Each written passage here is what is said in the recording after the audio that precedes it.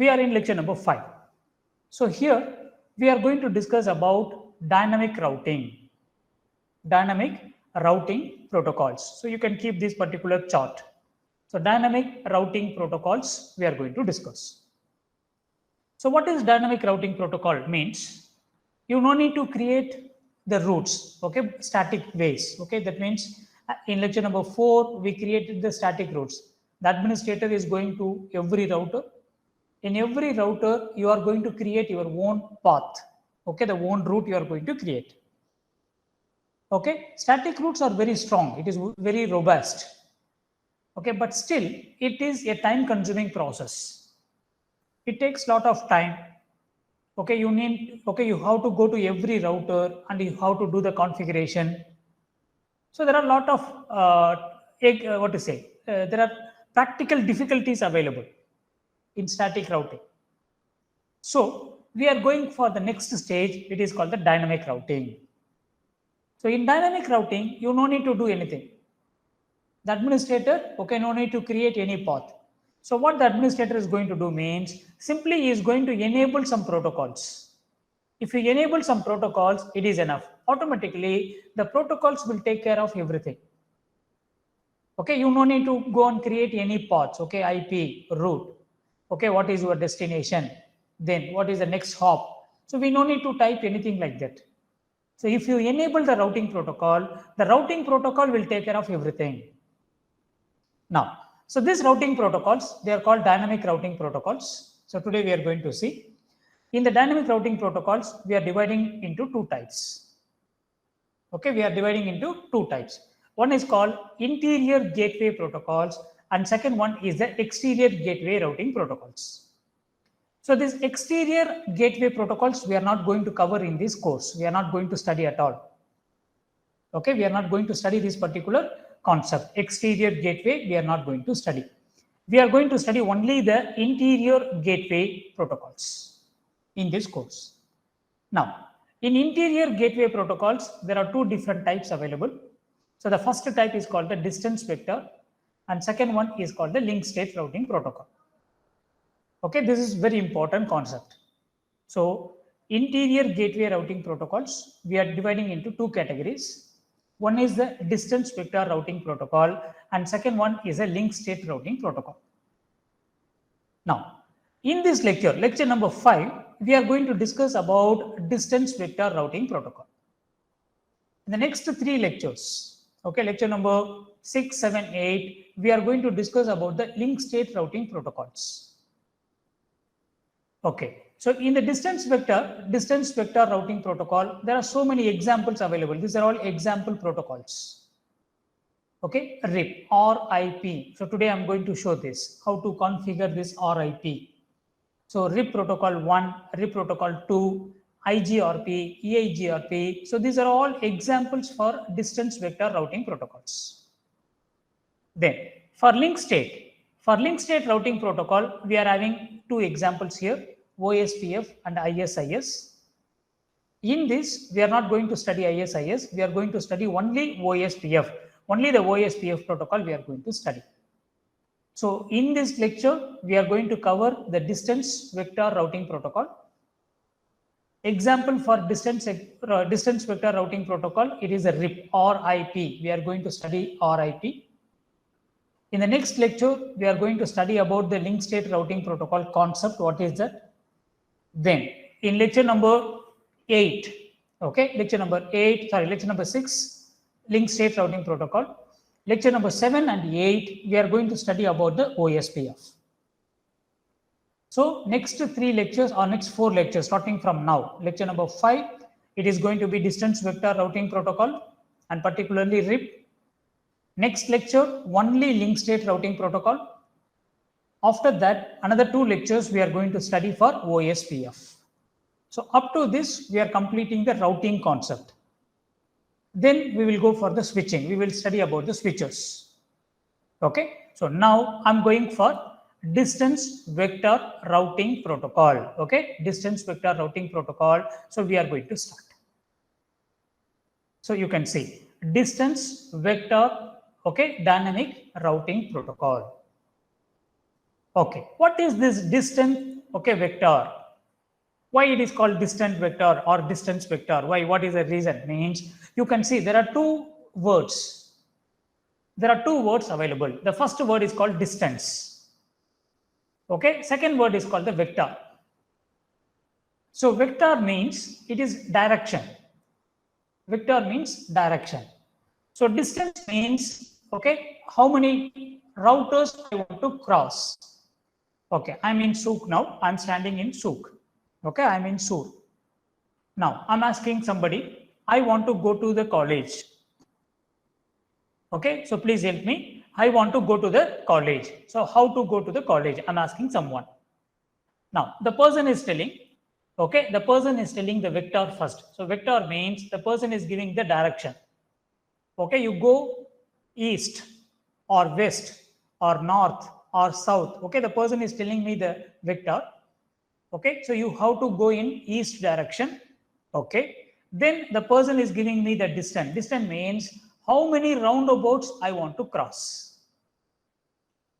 How many roundabouts I have to cross. So you have to cross, okay, 3 roundabouts, or you have to cross 4 roundabouts. So if you keep straight is the distance.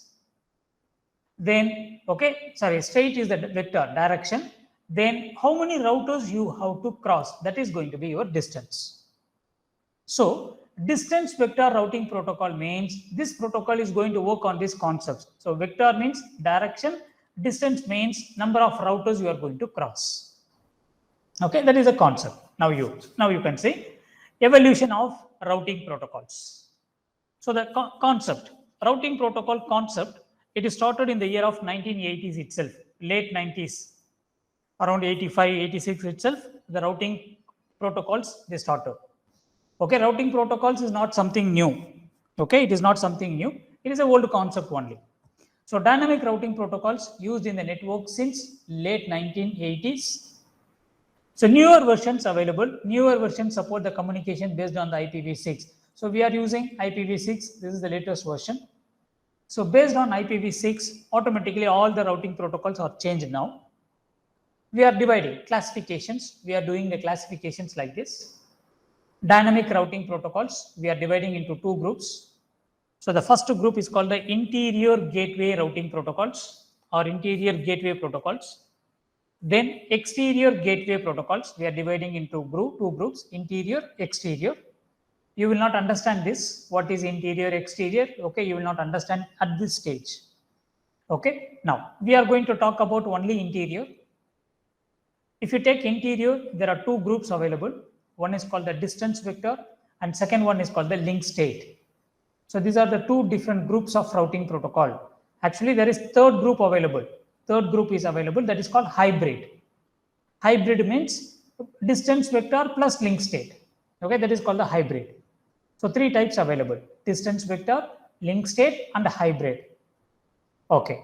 Example for distance vector. What are the examples for distance vector routing protocol? Means RIP. Okay, RIP. Today we are going to do the configuration. So RIP v1, RIP v2, version 1, version 2, or generally you can say RIP. So RIP is an example for distance vector, and link state example is OSPF and ISAS. We are going to study only OSPF. We are going to study. So this is a very small introduction for dynamic routing protocols. Then we are going for purpose. Purpose of dynamic routing protocols. Why we need these routing protocols? Routing protocols is very easy to configure. Very easy to configure. If you see the static, in the previous lecture we discussed about the static routes. So creating static routes is a difficult one. Okay, we saw the disadvantages. What are the disadvantages of static routes? Means if the number of networks are increasing, then managing the static route is very difficult. You have only 10 routers, 15 routers, then easy to manage. But if you have hundreds of routers, okay, if you have hundreds of routers, it will be difficult, very, very difficult to manage the static routes. You cannot create. So you need some protocols, dynamic routing protocols we need. Now, what is this dynamic routing protocols is going to do? What is the purpose of this means? They are going to discover the remote networks. I will show you an example. Okay, it is going to discover the remote networks. Automatically, the protocol will find. The protocol will find what are the remote networks available. Remote network means which are not directly connected. Then it is going to maintain the routing information. That means automatically it will maintain the routing table. It will maintain the routing table. Routing table is very important here. So automatically your your protocol, dynamic routing protocols, they are going to maintain the routing tables. Then next one, it is going to choose the best path for you. Routing protocols will choose a best path. In static routing, you are deciding your path. Static routing, you are deciding your own path. But in dynamic routing, the routing protocol will choose the best path and it will give it to you. Then, ability to find a new best path if the current path is no longer available. This also I will show it to you. Suppose if there is any problem available, if one path is not available, automatically it will select another path, the best path. But in static routing, suppose if the static route is failed, finished. You cannot do anything. You cannot send the packet. So the dynamic routing protocols are very smart.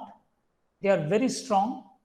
Okay, and they are going to work in a dynamic way. Dynamic way means even if there is any problem to your network, okay, no problem. Automatically it will manage the things. Okay, we are going to see this today.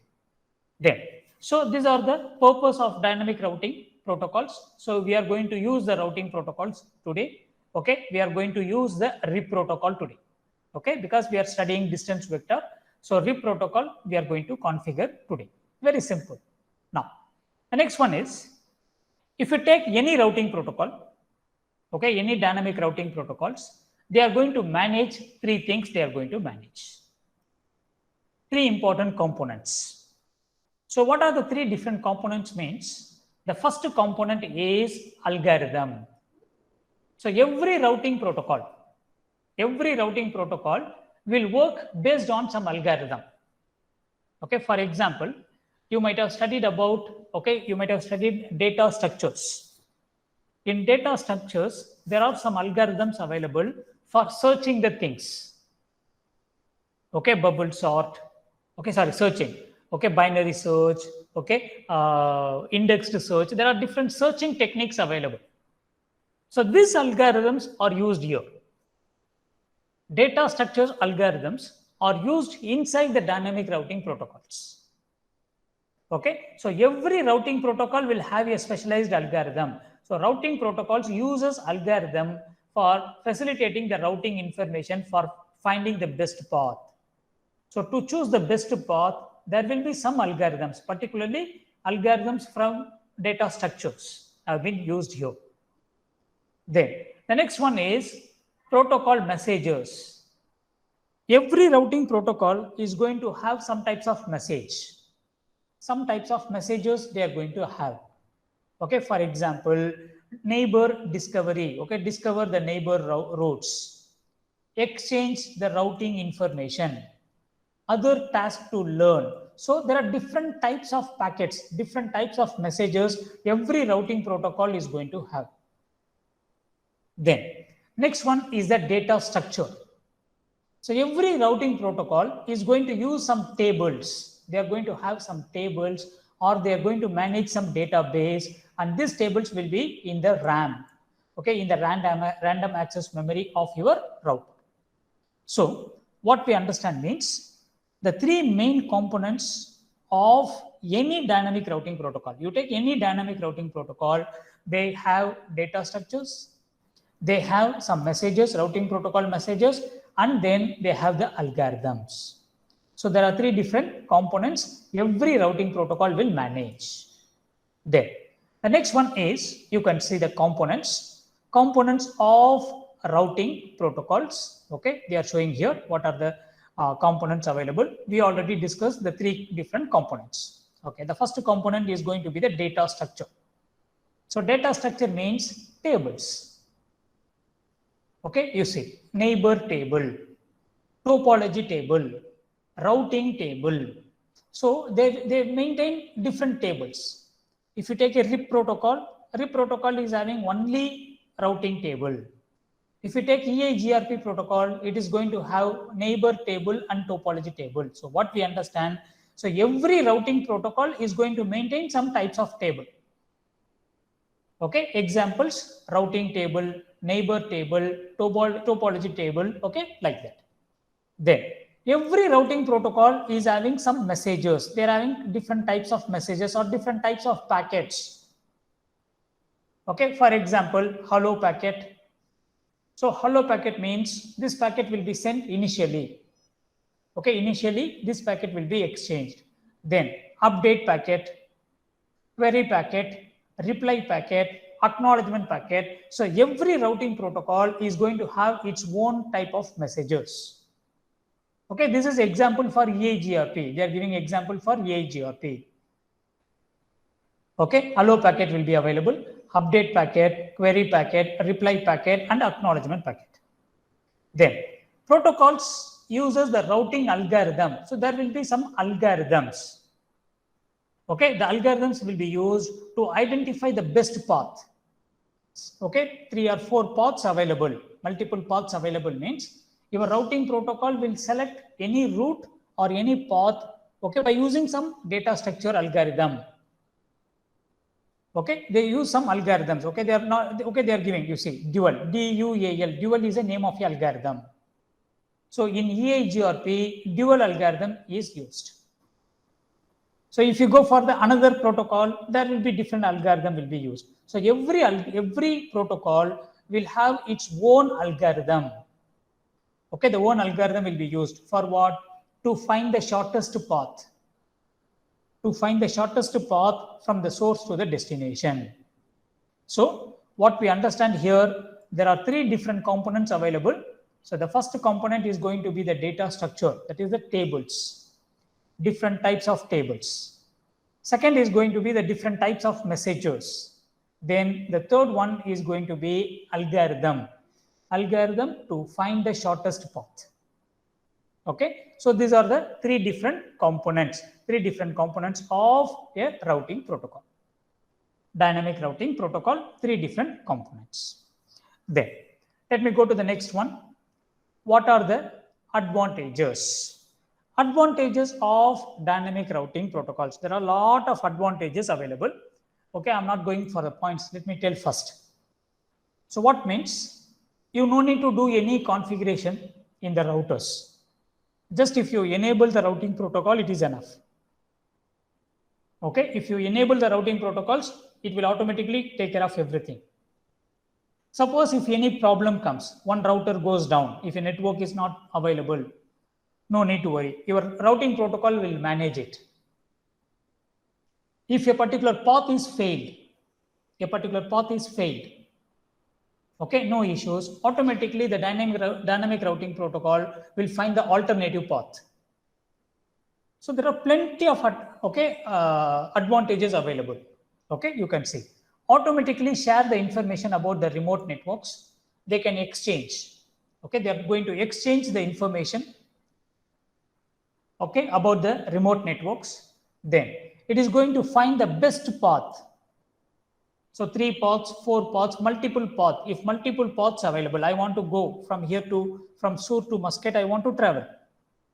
I'm going to the roundabout. Okay, I'm going to the router. I'm asking, I want to go to Muscat. Now, if you have static, you will have only one path. But in dynamic, if you have more than one path, they will choose the best path for you. The protocol, routing protocol, will choose a best path for you and it will give it to you. Then, compared to static routing,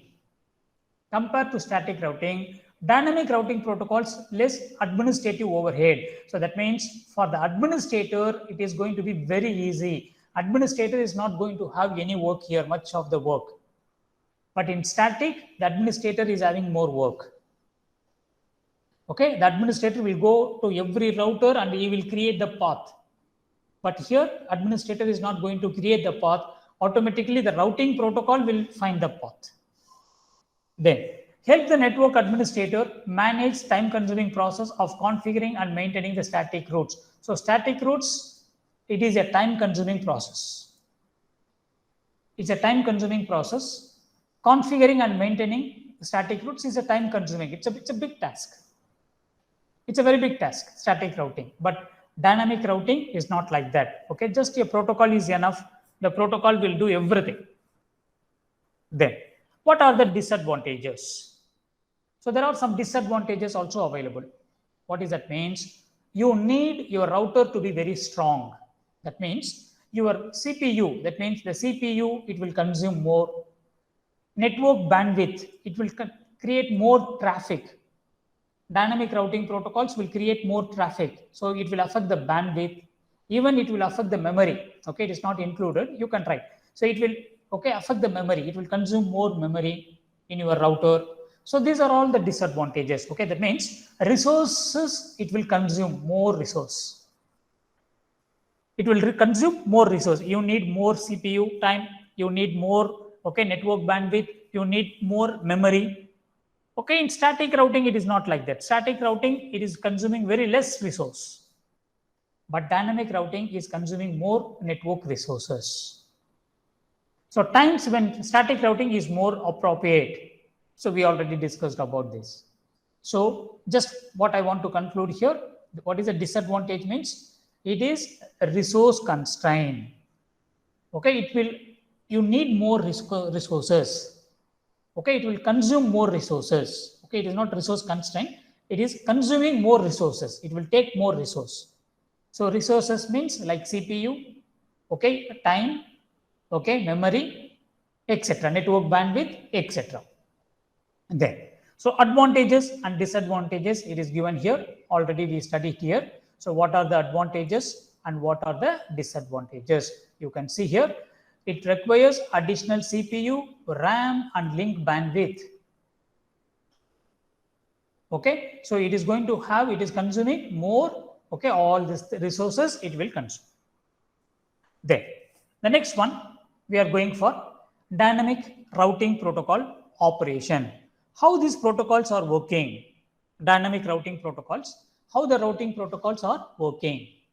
Now, in general, the operations of dynamic routing protocol are described as follows. Okay, they are giving this in 4 different steps.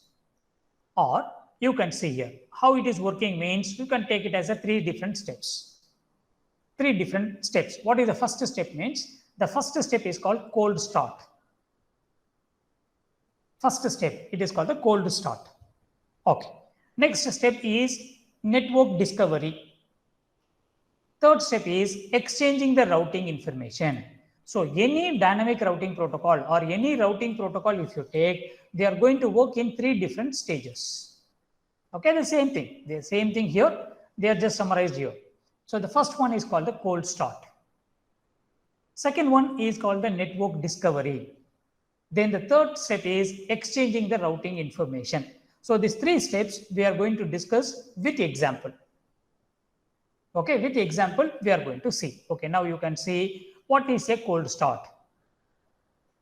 So cold start means you see here, this is router 1, router 2, router 3. There are 3 routers available. Now, so here I'm connecting a network, here I'm connecting a network. So how many networks available here means you can see the mouse, follow the mouse, 1.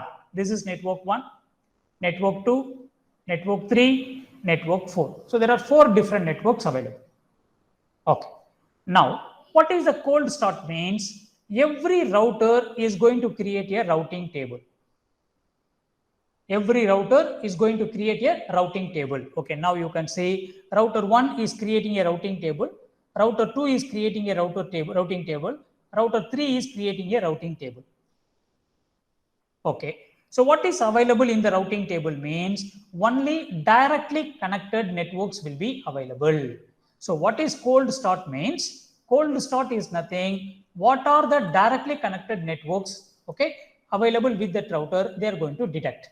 So detecting the directly connected networks. Now you can see here 10.1.0.0 is directly connected. 10.2.0.0 is directly connected. And for this router, 10.2.0.0 is directly connected. 10.3.0.0 is directly connected. For this router, 10.3.0.0 is directly connected. 10.4.0.0 is directly connected. Now you can see the routing table. So 10.1.0.0, okay, this is directly connected. Then 10.2.0.0.2, okay, 10.2.0.0 directly connected. So this is connected in fast Ethernet 0 by 0, and this is connected in serial 0 by 0. Okay, number of jump, okay, hop means jump 0 because it is directly connected. Now this is for this router 10.2.0.0.0, 10.3.0.0.0, okay, you can see here. So this is connected in S000, serial 000, and this is connected in serial 0001. So now this is. So every router is going to detect the networks which are directly connected. This is called cold start. Okay, very simple. Every router is going to detect, okay, every router is going to detect the networks which are directly connected. Okay, so here two networks directly connected. So here two networks directly connected, and here two networks directly connected. Okay, so now you can see the routing table is ready. So is this enough means, okay, I'm going to have a PC here. Okay, we will do this lab. Okay, then only you will understand what is that. Okay, so I'm in packet tracer. I'm going to take 3 routers. I'm going to take. So 1, 2, 3. So I'm taking 3 routers. Now I'm just going to use 2 PCs. Okay, so here this side I'm going to have a PC, and the other side I'm going to have a PC. So these are the devices I'm going to use. Okay, so these are the devices I'm going to use in this topology diagram. Now, so I'm going to connect all these devices by using automatic connection. So let me go to the, okay, so I'm just connecting all the devices by using automatic connection. So these are the networks. So this is the topology diagram. Okay, now, so let me go to the networks. So this is going to be 10 network. And here I'm going to have 20 network. And here I'm going to have 30 network. And this is going to be the 40 network. So always please write the networks very clearly in the paper. Then only you can solve it. Otherwise you will be confused. Then I'm going for the IP address. So this PC, I'm going to have it 10.0.0.1. And here I'm going to keep it as 10.0.0.2. And here I'm going to have 20.0.0.1. And this place 20.0.0.2.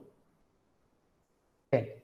30.0.0.1, and this is going to be 30.0.0.2. And last PC, I'm going to have 40.0.0.1, and here I'm going to have 40.0.0.2. So this is our IP plan. Okay, so we are going to follow this particular plan. Now, so let me go to the PC. I'm just going to the PC, desktop, IP configuration. So IP address is 10.0.0.1 is IP address, subnet mask 255.0.0.0. So the default gateway is the IP address of your router 10.0.0.2. Okay, so these are the IP configuration for first PC. Then the next one, we have to configure the IP address for the router. You can keep your mouse here. So it shows fast Ethernet 0 by 0. So go to the router, fast Ethernet 0 by 0. So in fast Ethernet 0 by 0, I'm going to fix the IP address 10.0.0.2. Okay, subnet mask 255.0.0.0, make port status on. Okay, so now you can see, so 10 network is ready. There. So let me go to the 20 network. So here it is serial 2 by 0 with clock rate. So this is the name of the interface. So let me click the router, go to serial 2 by 0. Okay, IP address is 20.0.0.1. Okay, subnet mask 255.0.0.0, and the default, okay, that means the clock rate I'm giving 64,000 and make port status on. So I completed here. So go to the next one, 2 by 0. So click the router, go to config. So 2 by 0, IP address is 20.0.0.2 is IP address, subnet mask. So clock rate, okay, not set, make port status on, and you can just give OK. So now you can see 20 network is ready. Then go to the 30 network. So here, if you keep the mouse here, serial 3 by 0, okay, with clock rate. So click the router, 3 by 0. So IP address is 30.0.0.1 is IP address, subnet mask 255.0.0.0, clock rate 64,000, make port status on. Then, so this is 2 by 0, 30.2 is IP address. So click the router. So go to the config, serial 2 by 0. Yes, so 2 by 0. So IP address is 30.0.0.2 is IP address.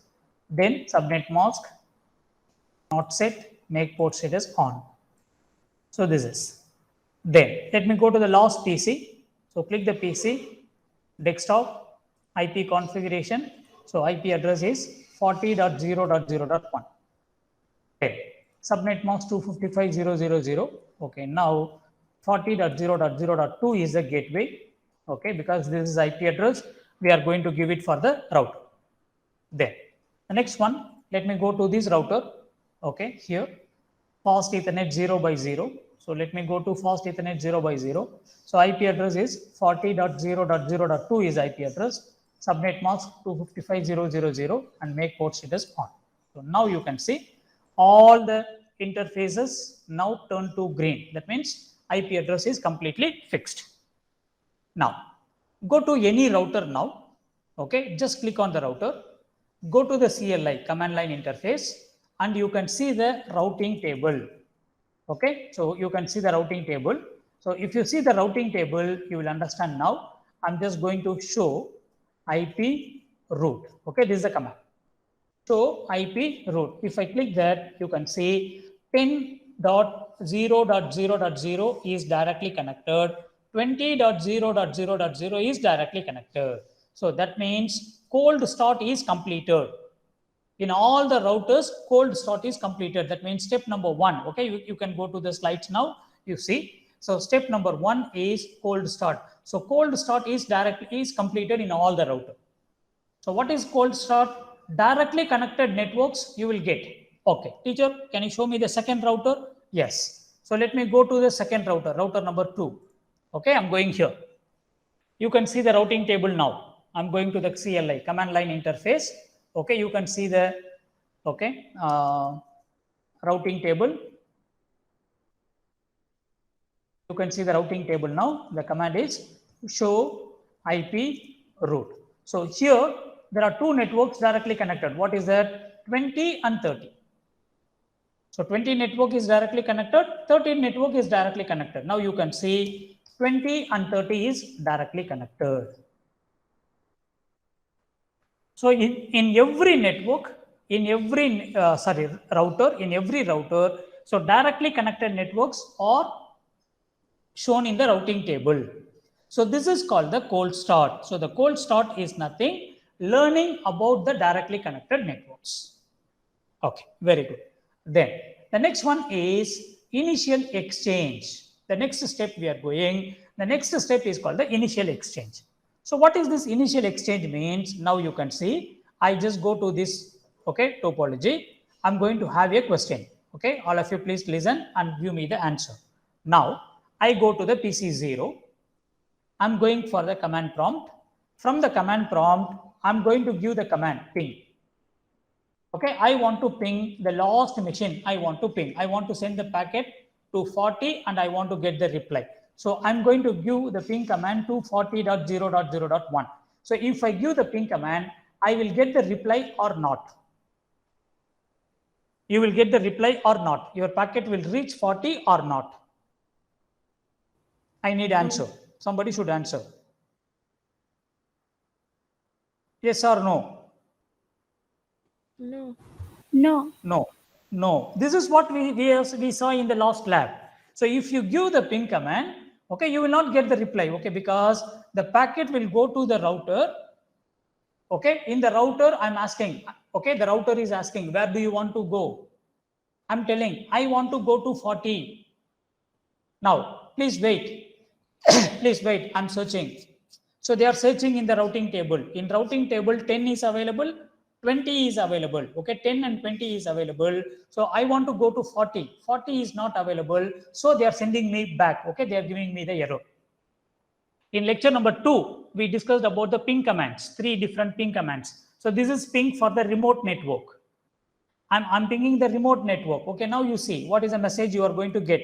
So now you can see a reply. What is the reply you are getting means destination host unreachable. Destination host unreachable. So it is not possible to reach the destination. Okay, who is telling? Your gateway is telling 10.0.0.2 is telling reply from 10.0.0.2. So your gateway is telling there is no, okay, you cannot reach because it is not available in the routing table. Okay, it is not available in the routing table. So this is going to be step number 1. So what is step number 1 means directly connected networks are detected. Then next step is network discovery. Okay, network discovery. So what is network discovery means? Now R1 is going to discover the remote networks. You see 10.1 is directly connected, 10.2 is directly connected. Then about 3, about 4, they are going to discover, they are going to find. Okay, they are going to find. So this router is going to search what are the remote networks available. So it is going to find and it will bring it. Now you can see 1 is directly connected, 2 is directly connected. Then the next one is going to be 3. So 3 it is going to find. Same. 2 is directly connected here, 3 is directly connected, 2 and 3 directly connected. So this side we have 1 and this side you have 4. So it is going to find 10.2, 10.3, 10.1, 10.4. So what is the next stage means? The next stage is going to be, okay, finding the, okay, the networks, the neighbors. So we have to discover the neighbors. Okay, so router 1 who is discovering his neighbor, router 2 is discovering the neighbor, router 3 is going to discover the neighbors, and finally they are going to get like this. Then the last step, what is the last step means? The last step is going to be exchanging. So exchanging the routing information. What is that means? Okay, every network, okay, you see, if you take first router, everything will come 1, 2, 3, 4. If you take second router, everything should come 2, 3, okay, 1, 4, everything will be there, all the network. And if you take router 3, okay, for router 3, 4 is directly connected, 3 is directly connected. So 2 is the remote and 1 is the remote. So every information they are going to get. So now I go to this example. In this example, what I'm going to do now, I'm going to enable the RIP protocol. I'm going to enable the RIP protocol. If I enable the RIP protocol, step number 2 and step number 3 will be done. Okay, we cannot see 2 and 3 separate. Okay, I'm going to show both together, 2 and 3. That means third step I'm going to show. So second step I cannot show because it will be very fast. Now, I'm just going to the router. So in this router, now what I'm going to do, please note down carefully. I'm going to enable the protocol. Okay, I'm going to enable the distance vector routing protocol. So how to enable the protocol means I'm just going for config terminal. Okay, I'm in the configuration mode. So in the configuration mode, I'm going to enable. What I'm going to do, I'm going to enable the routing protocol. So what is the routing protocol means? You can see router RIP. This is the name of the protocol. Router is a command. Okay, router is a command. RIP is a routing protocol. Where is this RIP available, teacher? Now you can see we studied in the beginning. We studied here. See this table. Distance vector routing protocol RIP. Okay, RIP. So this RIP routing protocol I'm going to enable now. Okay. So how to enable? Very simple command. Router RIP. If you just give RIP means routing information protocol. So I give routing okay, RIP. Now you see I am inside the routing protocol now, specific configuration mode. Okay, so we are in router 0. Okay, what is the next command means? Very simple. What is the next command means? You have to advertise. I'm using a word. We have to advertise our own networks. Every router is going to advertise its own router. You have to advertise. Okay, now in this router, 10 network, 20 network directly connected. So I'm going to advertise my network. So 10.0.0.0. This is available with me. I'm shouting. I'm router 0. I'm telling I have 10 network. I have 20 network. I'm going to shout. Okay, I'm going to advertise. Now, next one, network, okay, 20.0.0.0. So now, first router started doing advertisement. I am having 10 network, I'm having 20 network. I have 10 network, I have 20 network. Okay, this is the true. Okay, I'm not telling any story. This is going on. So now, go to the next router. In the next router, we are going to do the same thing. We have to advertise. Now you can see, I just click the router. I'm going here. Now I'm going to use the command, okay, config terminal. Okay, I'm using the command router. RIP is the protocol. We are using the RIP protocol. And here, what are the networks directly connected means you can see 20 and 30 is directly connected. So we have to do the advertisement. So network 20.0.0.0, then network 30.0.0.0. So I'm doing advertisement of 20 and 30. Okay, now this router started shouting. I have 2030. I have 2030. It is like a souk. Everybody is selling their product. Okay, every router is selling their product. Okay, the same thing. First router, it is telling I have 10 and 20. Second router is telling I have 20 and 30. Then go to the next router. So if you go to the next router, I'm going to the CLI. I'm going to do the same configuration here. Okay, so enable config terminal. Okay, so router RIP. Very simple command, router RIP. Now here, what are the networks directly connected here means here 30 and 40. So network 30.0.0.0. Okay, network. You have to use the word network 30.0.0.0. Then network 40.0.0.0. So now this router is now started shouting. Okay, it is not shouting. We have to use the word advertising. So every router is doing the advertising of its own networks. Okay, so now you can just wait for a few minutes, then go to the router and check the routing table. Okay. Okay, just you have to wait for 2-3 minutes. Just wait. Okay, because so this person is shouting 10 and 20. Next router is shouting 10, okay, 20 and 30, 30 and 40. Everybody now exchanging the data. Now I go to the router. Okay, I'm going to see the routing table now. Okay, see the routing table now.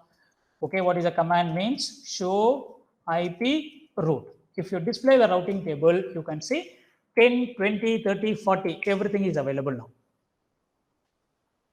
Everything is available. So what 10 router 10 first router is telling I have 1020. Next router is telling I have 2030. Next router is telling 3040. Now they are exchanging the packets. So all they are exchanging the packets. Now they are making the routing table. So where is 10 available? Where is 20 available? Where is 30 available? 40 available? They make a very beautiful table. And now you can see all the networks. 10 C means directly connected. 20 is directly connected. 30 by using the RIP protocol. R stands for RIP protocol. By using the RIP protocol, we got it. And 40 also we got by using the RIP protocol. So now your routing table is completely ready. This is dynamic routing protocol. You no need to do anything. Simply go, enable the routing protocol, finished. Okay, automatically they will take care of everything. Now you see, I go to the second router. I just go to here. Same. I want to display the routing table. So you can find all the 4 networks you can find. Okay, you can find all the 4 networks available here. Here 20 and 30 directly connected, but still you can find. Okay, show IP route. This is a command. Now you can see here. So 10, 20, 30, 40, everything is up. Then I'm going for this next router. So here in this router also, I'm just going to give the command exit. Okay, just come exit out. Okay, from the global configuration mode. Now you are in the privilege mode. Show IP root. If you display, you can see all the networks are available. So protocols, routing protocols are working now. Now you give the ping command. I just go to the PC, go to the command prompt. Now you can give the packet, your ping command will go to, okay, it will reach the last PC and you will get, see. Now I give 40.0.0.1. I'm giving the ping command to the last machine.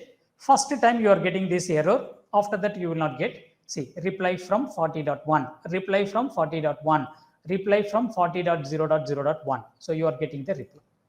So that means your packet is going and it is coming back. Okay, if you want to see in the simulation, go to the simulation. Remove all the protocols. Plenty of protocols available. We don't want all the protocols. Edit filter. I just take only ICMP protocol because I want to give the ping command. I'm taking only ICMP protocol. Now what I'm going to do, let me give a ping command from the first PC to last PC. So take the PDU. So click here and just click here. Now you can see your packet will go automatically. It will find the path. Okay, the path, you don't need to create any path. Okay, because routing protocols are working. So the routing protocol, automatically it will find the shortest path for you. So your packet is reaching the destination. So from the destination, you are going to get the reply. So the reply is coming from the destination. So 100%, okay, your routing protocol is working properly. So this is how we have to configure the dynamic routing protocols. Okay, so this is how we have to configure the dynamic routing protocols. It is very easy to configure. Okay, we don't need to do anything, any difficult thing we don't need to do. Now you can see the paper now. So where we are means step number 1, it is cold start. So cold start means it is going to learn the directly connected networks. Then step number 2 is network discovery.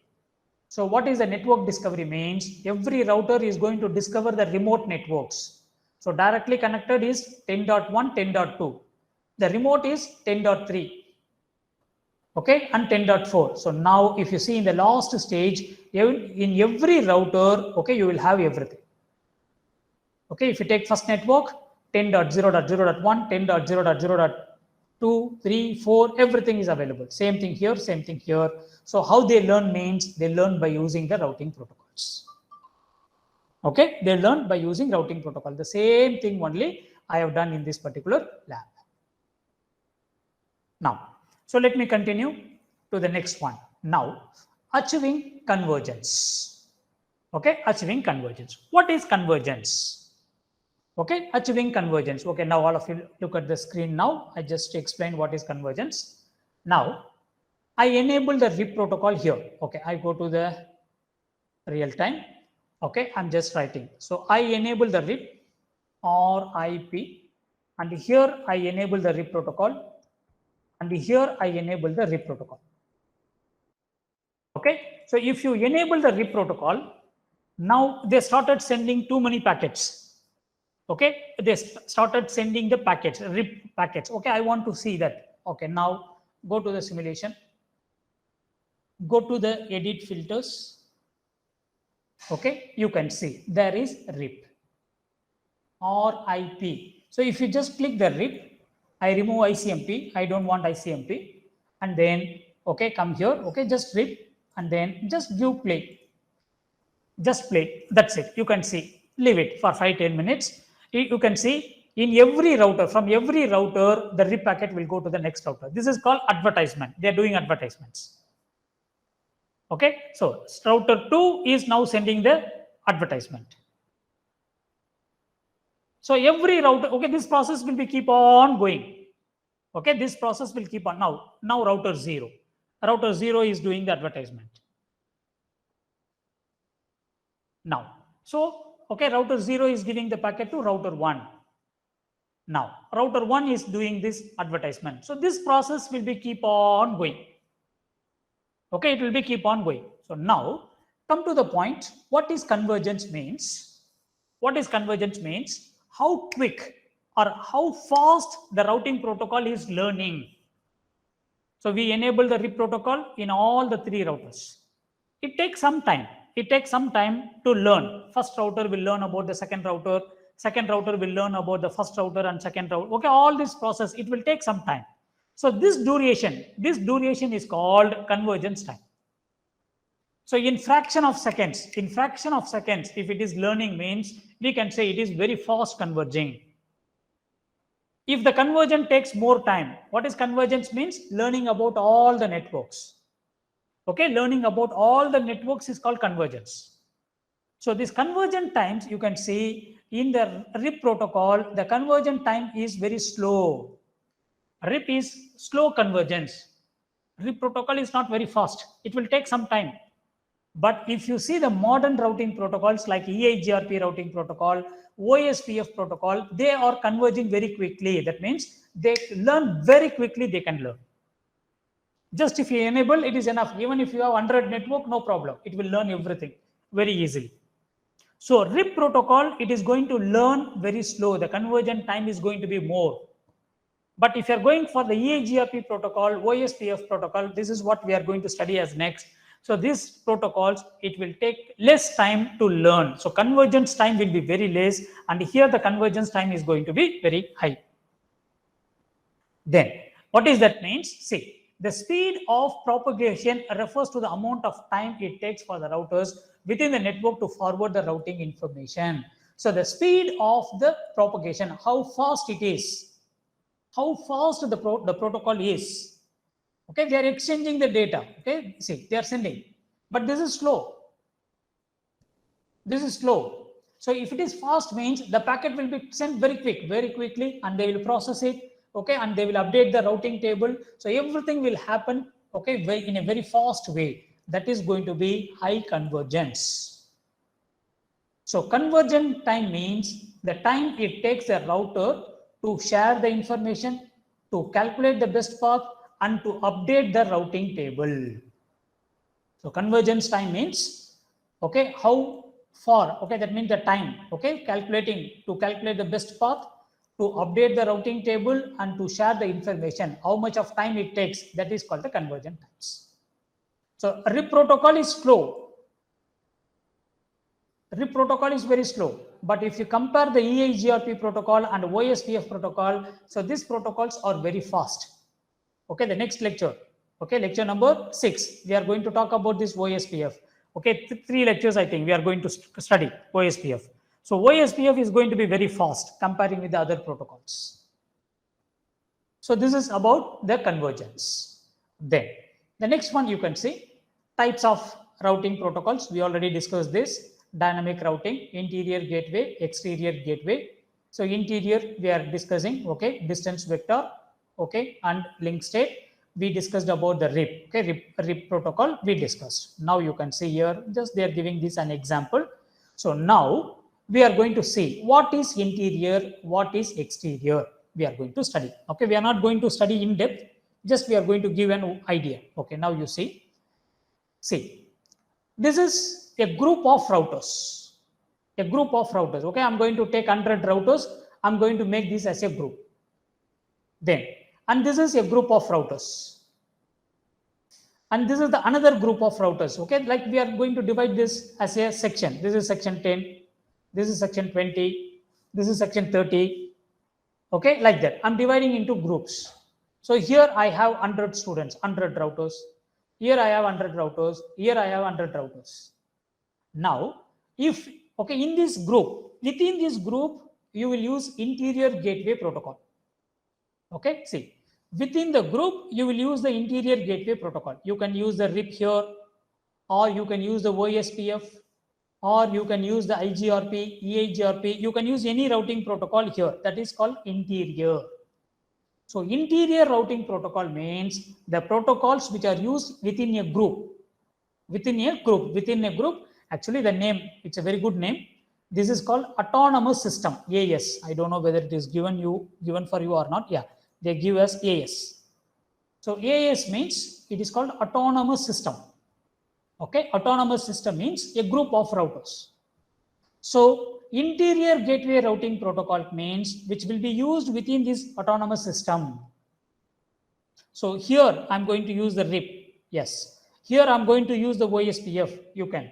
Here I want to use the Eigrp. You can. Now, between the groups, I want to use something between this group. So this is one group. This is another group. So between the group, I want to use some protocol means that is called exterior gateway routing protocol. So within the group, you will use the interior gateway protocols. Between the groups, we are going to use exterior gateway protocols. So if you are a networking student, in the last semester, there is a course, okay, internetworking. So in internetworking course, you will study about this BGP, border gateway protocol. Okay, so what is a border gateway protocol? How the border gateway protocol works? Everything you will study in the final year. So in this course, we are studying only interior gateway protocol and we study only two, RIP and OSPF. Okay, we are studying only two. So this is about the gateways. Sorry, the interior gateway and exterior gateway routing protocols. Okay, now let us go for the distance vector routing protocol. We are going for the RIP, RIP. So RIP is a very easy protocol. A very simple routing protocol is RIP. There are two different versions available, V1 and V2. Okay, there are two different versions available in RIP. RIP version 1, RIP version 2. Okay. So what is the meaning for the distance vector? I already told. Okay, what is the meaning for the word distance vector? In the beginning of the lecture, I explained this to you. So vector means direction. In which direction I want to go? I'm standing in the souk roundabout or in the souk signal. Okay, now no roundabouts, we have only signals. Okay, I'm standing in the souk signal. I want to go to Sur College.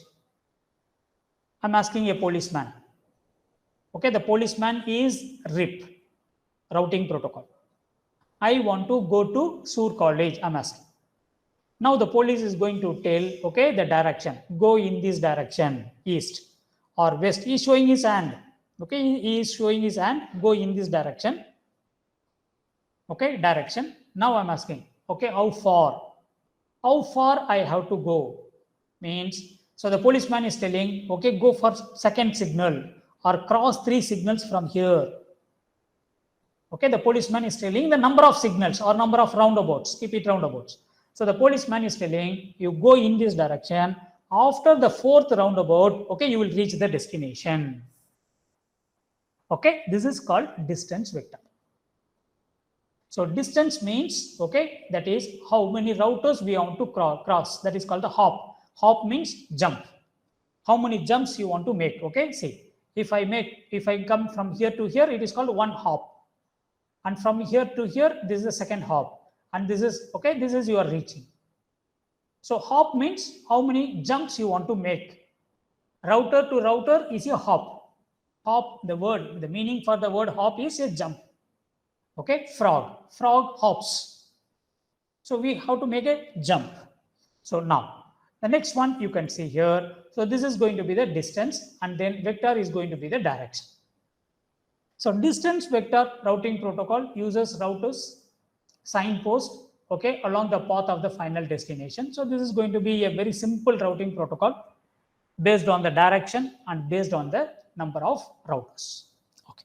So there are two different versions available, V1 and V2. V1, this is first generation legacy protocol, and then V2 is simple distance vector routing protocol. So first one, V1 and V2. So V2 is the latest. Okay, so there are some advantages available. Okay, there are some advantages available in V2. So what is that means? Okay, I think it will come in the coming slides. I will show it later. Okay, very simple, very important difference is this is classful and this is classless.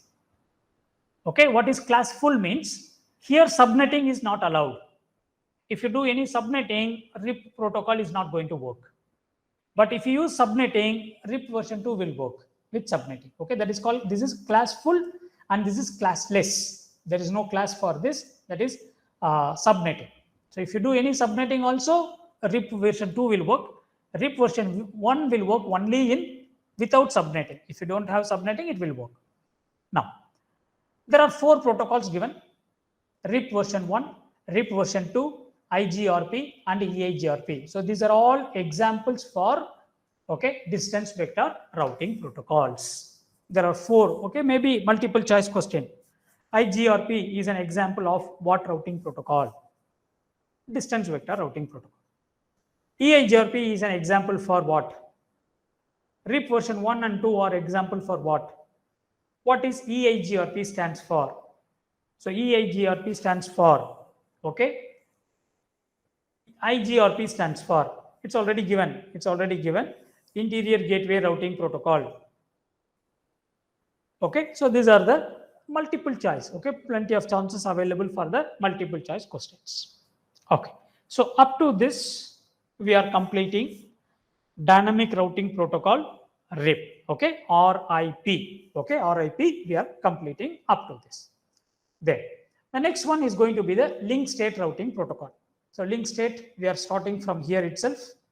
Okay, we are starting from here itself. Okay, then in the next lecture also, we are going to study about this. Okay, even in the lecture number 7, 8, we are going to start about, only this particular protocol we are going to study. Okay, now I'm going to give you some small introduction. It is not going to be in depth because in next lecture, lecture number 6, we are going to study the same. We are going to give a small introduction for link state. What is distance vector? We know. Distance means how far, vector means direction. Okay, so we know about the distance vector. Now, what is link state? What is link state? So what exactly this protocol is going to work, or how this protocol is going to work means, so this protocol is going to work based on the link state. You see the word link state. So link means this is called the link.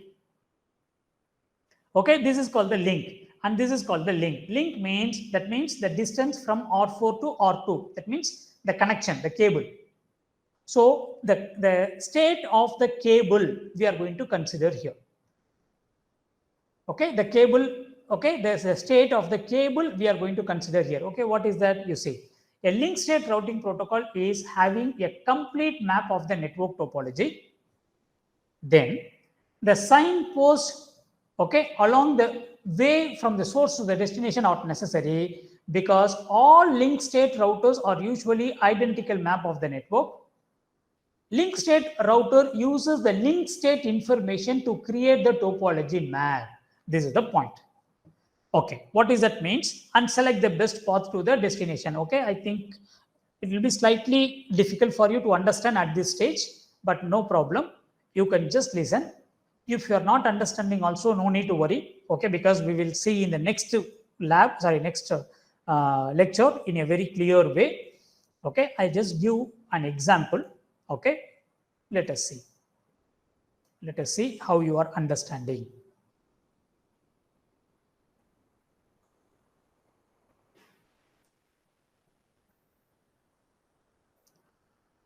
Okay, I'm creating a topology like this.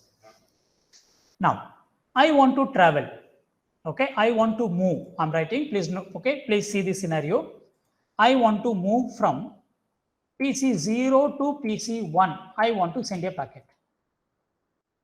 Okay, I want to send a packet from PC0 to PC1. Okay, so PC0, PC1, I want to send a packet. Now, there are 2 different paths available. Okay, there are 2 different paths available. So the first path, what is the path means? Okay, you can see path 1. So what is the path 1 means? So path 1 is PC0. So I have to go to PC0. So from PC0, I'm going for router 0. I write R0. Okay, just listen carefully. You will understand what is the concept. I'm going for R0. Then from R0, I'm going for R1. Then from R1, okay, I'm going for R2. From R2, I'm going for PC1. This is one path. Okay, this is one path. Now, the second path, okay, this is path number 1. PC0, I'm going for R0, then R1, R2, then I'm going for PC1. This is path number 1. Then I'm going for second path. One more path is available. So what is that one more path means? So the path 2. So path 2 is PC0, then router 0. Okay, then I'm going for router 1. Then I'm going for router 3. Then I'm going for router 4. Okay, I'm going for router 4. Then I'm going for router 2. Okay, router 2. Then I'm going for PC0. Okay, I'm going for PC1. Sorry, PC1. So this is the second path. Are you with me? Are you listening to me? Yes, Doctor. Yes. So there are two paths available. Okay, there are two paths available. Now, please answer my question. Your RIP protocol, RIP, RIP protocol will choose which one? Path 1 or path 2? Which path it will choose? Path 1. Path 1. 100% sure, because it is short. We are going in this direction. Okay, this is your direction. We are going in this direction. Here you can see R0 to R1. This is one jump. R1 to R2, 2. So 2 jumps. If you make 2 jumps, you reach PC1. But here you have to make 1, 2, 3, 4. So 4 jumps you have to make to reach the destination. Okay, so automatically your RIP protocol will choose, okay, path number 1. RIP protocol will choose, okay, path number 1. Okay, because it is going to have only 1, 2, 3, 1, 2, only 2 hops. Okay, it is having. Okay, 2 hops. Okay, only 2 jumps. Okay, we have to make. So automatically your RIP protocol will choose this. Okay, it will choose. But now I'm going to do some changes. Now what I'm going to do, I'm going to see the link. Okay, the link. Okay, this is called the link. Okay, link. For this link, let me fix the distance. Okay, I'm going to fix some distance. Okay, router 0 to router 1. Okay, I'm just giving this example to understand. Okay, now you see router 0 to router 1, the distance is 100 meters. I write M, 100 meters. Then from router 1 to router 2, the distance is 1000 meters. 1000 meters. Then from router 1 to router 3, the distance is 100 meters. Okay, 100 meters.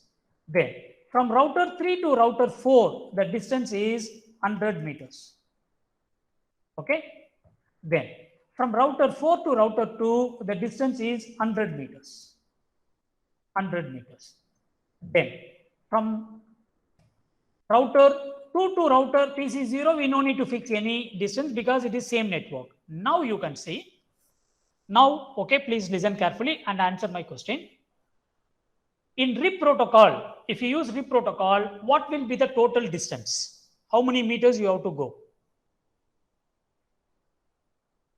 If I use RIP protocol, okay, if I select this path, how many meters I have to travel?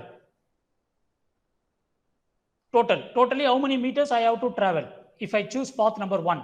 See this and tell. 1100.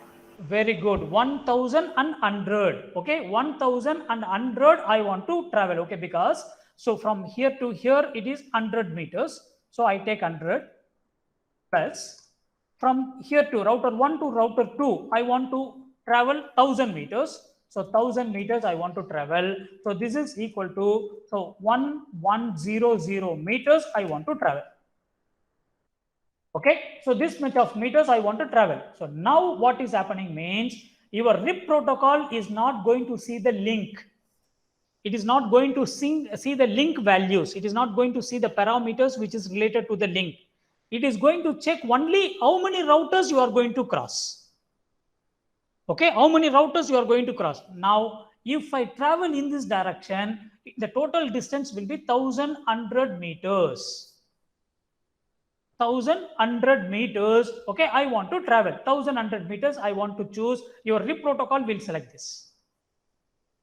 But if I go for the link state routing protocol, this is the next concept. So if we are going for the link state routing protocol, the link state routing protocol is not going to see the jumps. Okay, it is not going to see the jump. It is going to see something called cost. Okay, you see, this is the cost. So it is going to see the cost. What is the cost you are going to spend? Okay, you see the difference. In the RIP protocol, we are going to see only the jumps. How many jumps we are going to make? If I go like this, I need only 2 jumps I will reach. But if I go, I want to make 4 jumps. So, but in this case, okay, in the link state, it is not going to see the jump. It is going to see the state of the link. That means the cost it is going to see. Now, from router 0 to router 1, okay, now the cost is going to be 100 meters. Then, from router 1 to router 3, again 100 meters. Then, from router 3 to router 4, again 100 meters. Then, router 4 to router 5, okay, that means router 2 here. So, again, it is going to be 100 meters. So, if I put total, only 400 meters available, but still, what is the path? So, the path is going to be R0. Then, from R0, I want to go to R1. I'm going to R3.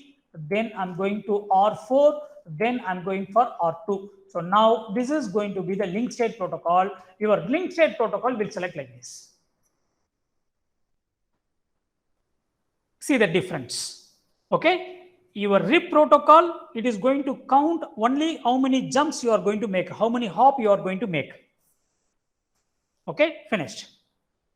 But the link state protocol is not like that. The link state protocol is going to see the cost of the link. Okay, so cost means there are so many things available in that. We will see in the next lecture.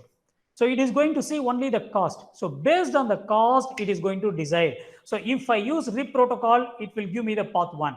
If I use the Ospf protocol, that means link state protocol, if I use, it will give me the second path. So which is the best means? Definitely second is going to be the best. Okay, this is the difference. How the link state is working, how the dynamic, that means the RIP protocol is working, that means the distance vector. So distance vector, it is going to simply calculate distance vector. It is just going to calculate only the distance. Okay, that means the number of jumps. Very simple protocol. Very simple protocol. But if you are going for the link state routing protocol, it is not like that. It is going to study about the state of the links. There is something called cost. Okay, it is not covered. Simply just they are giving one paragraph, because the next lecture is this. Okay, the next lecture number 6 is link state routing protocol. So in the link state routing protocol, there are different tables they will maintain. What are the tables? We will see in the next lecture. We will see, no problem. You can see about the links we are going to study. It is not going to concentrate only on the hop, only the number of routers. It is going to state, okay, link state database. Okay, about this link they are going to collect. So example is Ospf. Ospf is a routing protocol. In lecture number 7, we are going to start Ospf. Okay, routing protocol. ISIS, this is also an example, but we are not going to study ISIS in our syllabus. Okay. Now, so we understand the difference between the link state and distance vector. Okay, distance vector and link state, this is the difference. Now, let me go to the next one. The next one is class full routing protocols, classless routing protocols. I already explained this. What is class full means? No subnetting. No subnetting. You cannot do any subnetting. If you do subnetting, that protocol will not support. That is called class full. Okay, so see, a RIP version 1, RIP version 1 is classful. IGRP routing protocol, it is classful. So they will use only class A IP address, class B IP address, class C IP address. Only this IP addresses they can use. If you do any VLSM, if you use any CIDR, that means if you borrow any bits, if you do subnetting, it is not going to work. So RIP version 1, it is not supporting the subnetting concept. But RIP version 2 is classless. You can see these are all classless. RIP version 2, EIGRP, OSPF, ISIS. So these are all the routing protocols. These routing protocols, they will support the VLSM. Not only VLSM, FLSM, fixed length subnet mask, subnetting. So subnetting is allowed. If you use classless, subnetting is allowed. But here, subnetting is not allowed. So that is the difference.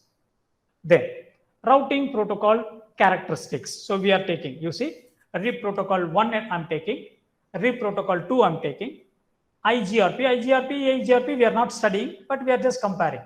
IGRP, this is also a distance vector. EIGRP is also distance vector. OSPF is the link state that we are going to study in the next lecture. ISIS we are not going to study. So we are comparing. So if you compare speed, I'm comparing with the speed. If you compare with the speed, so 100% RIP is slow. EIGRP is fast, OSPF is fast, ISIS is fast. So this is what we studied, convergence. So the convergence, what is convergence means? Very quickly it will learn about others. Even if you have 100 networks, no problem. Simply it will learn about all the networks in fraction of seconds. So what is the time takes to learn about the other networks, remote networks? So RIP version 1 is slow, RIP version 2 is slow, IGRP is slow, EIGRP is fast, OSPF fast and fast. Then scalability. What is scalability means? You can include the number of networks, number of routers. You see, I have 1, 2, 3, 4, 5. I want to include another 5, or I want to include another 10. So if I include like this is called scalability. So scalability is not very good. It is not very good in the RIP. In RIP, it is having only small. It is not given. Please write it. Only 15 routers you can use RIP. If I have 16 router, 16 means RIP protocol will not work. So RIP protocol will support maximum 15 routers. If I have 16 routers, 17 routers, 18 routers, if I have in my topology, RIP protocol, it will not work. So the scalability is very less, small. But if you go for the EIGRP, OSPF, ISIS, you can have more number of routers. You can include many routers, hundreds, thousands of routers also you can have, they can support. So RIP protocol, it is nothing, it's just to work in the college, to practice. RIP protocol is very simple routing protocol. Then you can see the VLSM. VLSM means subnetting.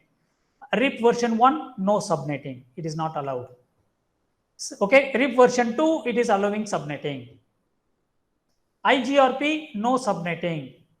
Actually, like version 1, version 2, this is IGRP. The next version is EIGRP. Enhanced interior gateway routing protocol. So this and these two things same, and EIGRP is same. They did some changes.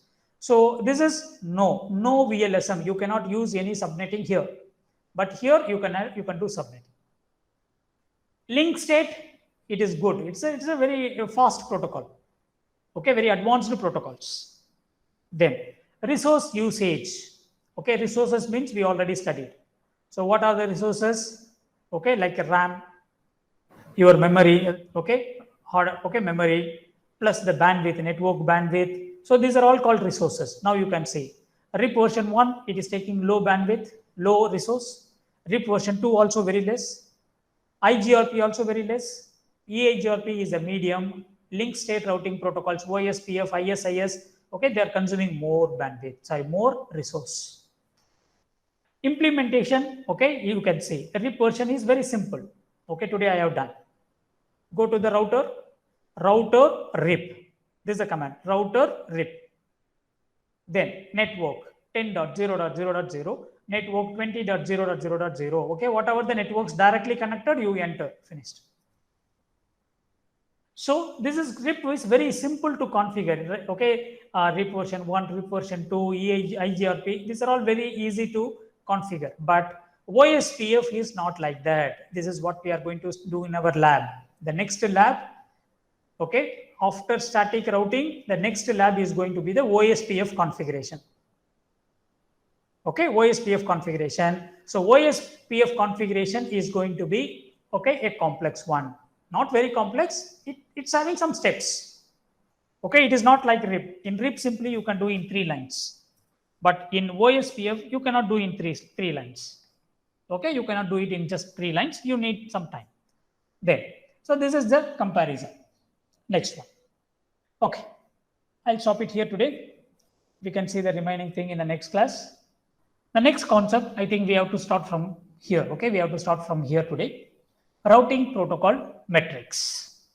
Now, every protocol, if you take, they are having some metric. Metric means it is called the measurable value. What is this, teacher? You take water. I want to buy water means I'm going to buy water in liters. Okay, I need 1.5 liter of water. I need, okay, 20 liters of water. So we are buying the water in liters. Okay, I want to buy some vegetables. So if I want to buy some vegetables, I'm going to buy the vegetables in kilograms. Okay, in kilograms we are going to buy. Okay, I want 1 kilo of onion, 2 kilos of tomato. So I'm going to use the kilos there. So every object, or okay, we can say an object, it's having its own metric. Okay, it is having its own metric. If you take a car, so car we are going to say, okay, in the speed, in terms of speed we are going to take. Same, every routing protocol, if you take, the routing protocol is having a metric. It is having a metric. So every routing protocol will use this metric to calculate the path.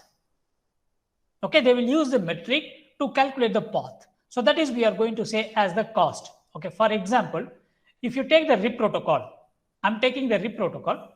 If I take the RIP protocol is going to use the hop count. Okay, it is going to use the hop count. What is hop count means? The number of routers to cross.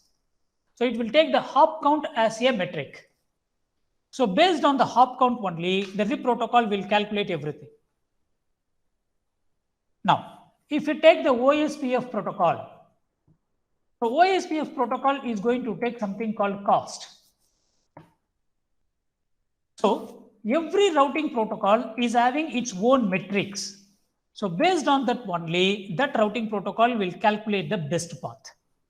So what are the metrics? We will see it later in the coming slides. We are going to discuss, but you must know what is a metric. So using this RIP protocol, it is going to use the hop count as a metric. So it will count only the number of routers. If less number of routers available, that is the best path. But the OSPF protocol is not like that. It is going to see the cost of the link cost. So based on that, it is going to calculate the path. So every routing protocol is having its own metrics available. So using these metrics only, they are going to calculate the paths. Okay, now you see, it is a measurable value that is assigned by the routing protocol, every routing protocol, to different routes based on the usefulness of that route. So for every route, for every path, they are going to fix this metric, and based on the metric only, they are going to calculate, they are going to calculate the best path based on this metrics only. So RIP protocol, the metric is hop count. Hop count is the metrics. Now, we are going for the distance vector routing protocol. So we are going for the RIP protocol and IGRP, EIGRP. We are going for these routing protocols. Again, we already discussed these protocols. Again, we are going, but here we are going to see some technical things. Okay, what is that? You can see. I'm going for the distance vector routing protocol. Example is RIP version 1, RIP version 2, IGRP and EIGRP. Then these routing protocols, that means the distance vector routing protocols, they share the updates between the neighbors. So we already discussed this in the second component. There are 3 components available. So the first component is going to be the, okay, there are 3 different components of a routing protocol. Okay, 3 different components of a routing protocol. So if you want to see, I just show it again. So what are the 3 different components of a routing protocol? So the first component is the data structure, that means the tables. The second component is a routing protocol messages, different types of messages. And the third component is the algorithm. Okay, keep this in your mind, DRA. Now, so come here. If you take a distance vector routing protocol,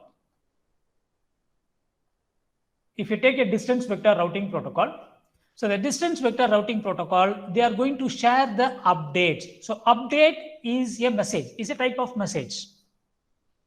So this update message, they are going to exchange, okay, with the networks. Periodically, they are going to exchange. We have seen this last class.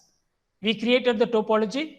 Then we went to the RIP. Okay, we selected the RIP protocol. Then we saw the RIP packets. The RIP packets are moving. So that is called the update.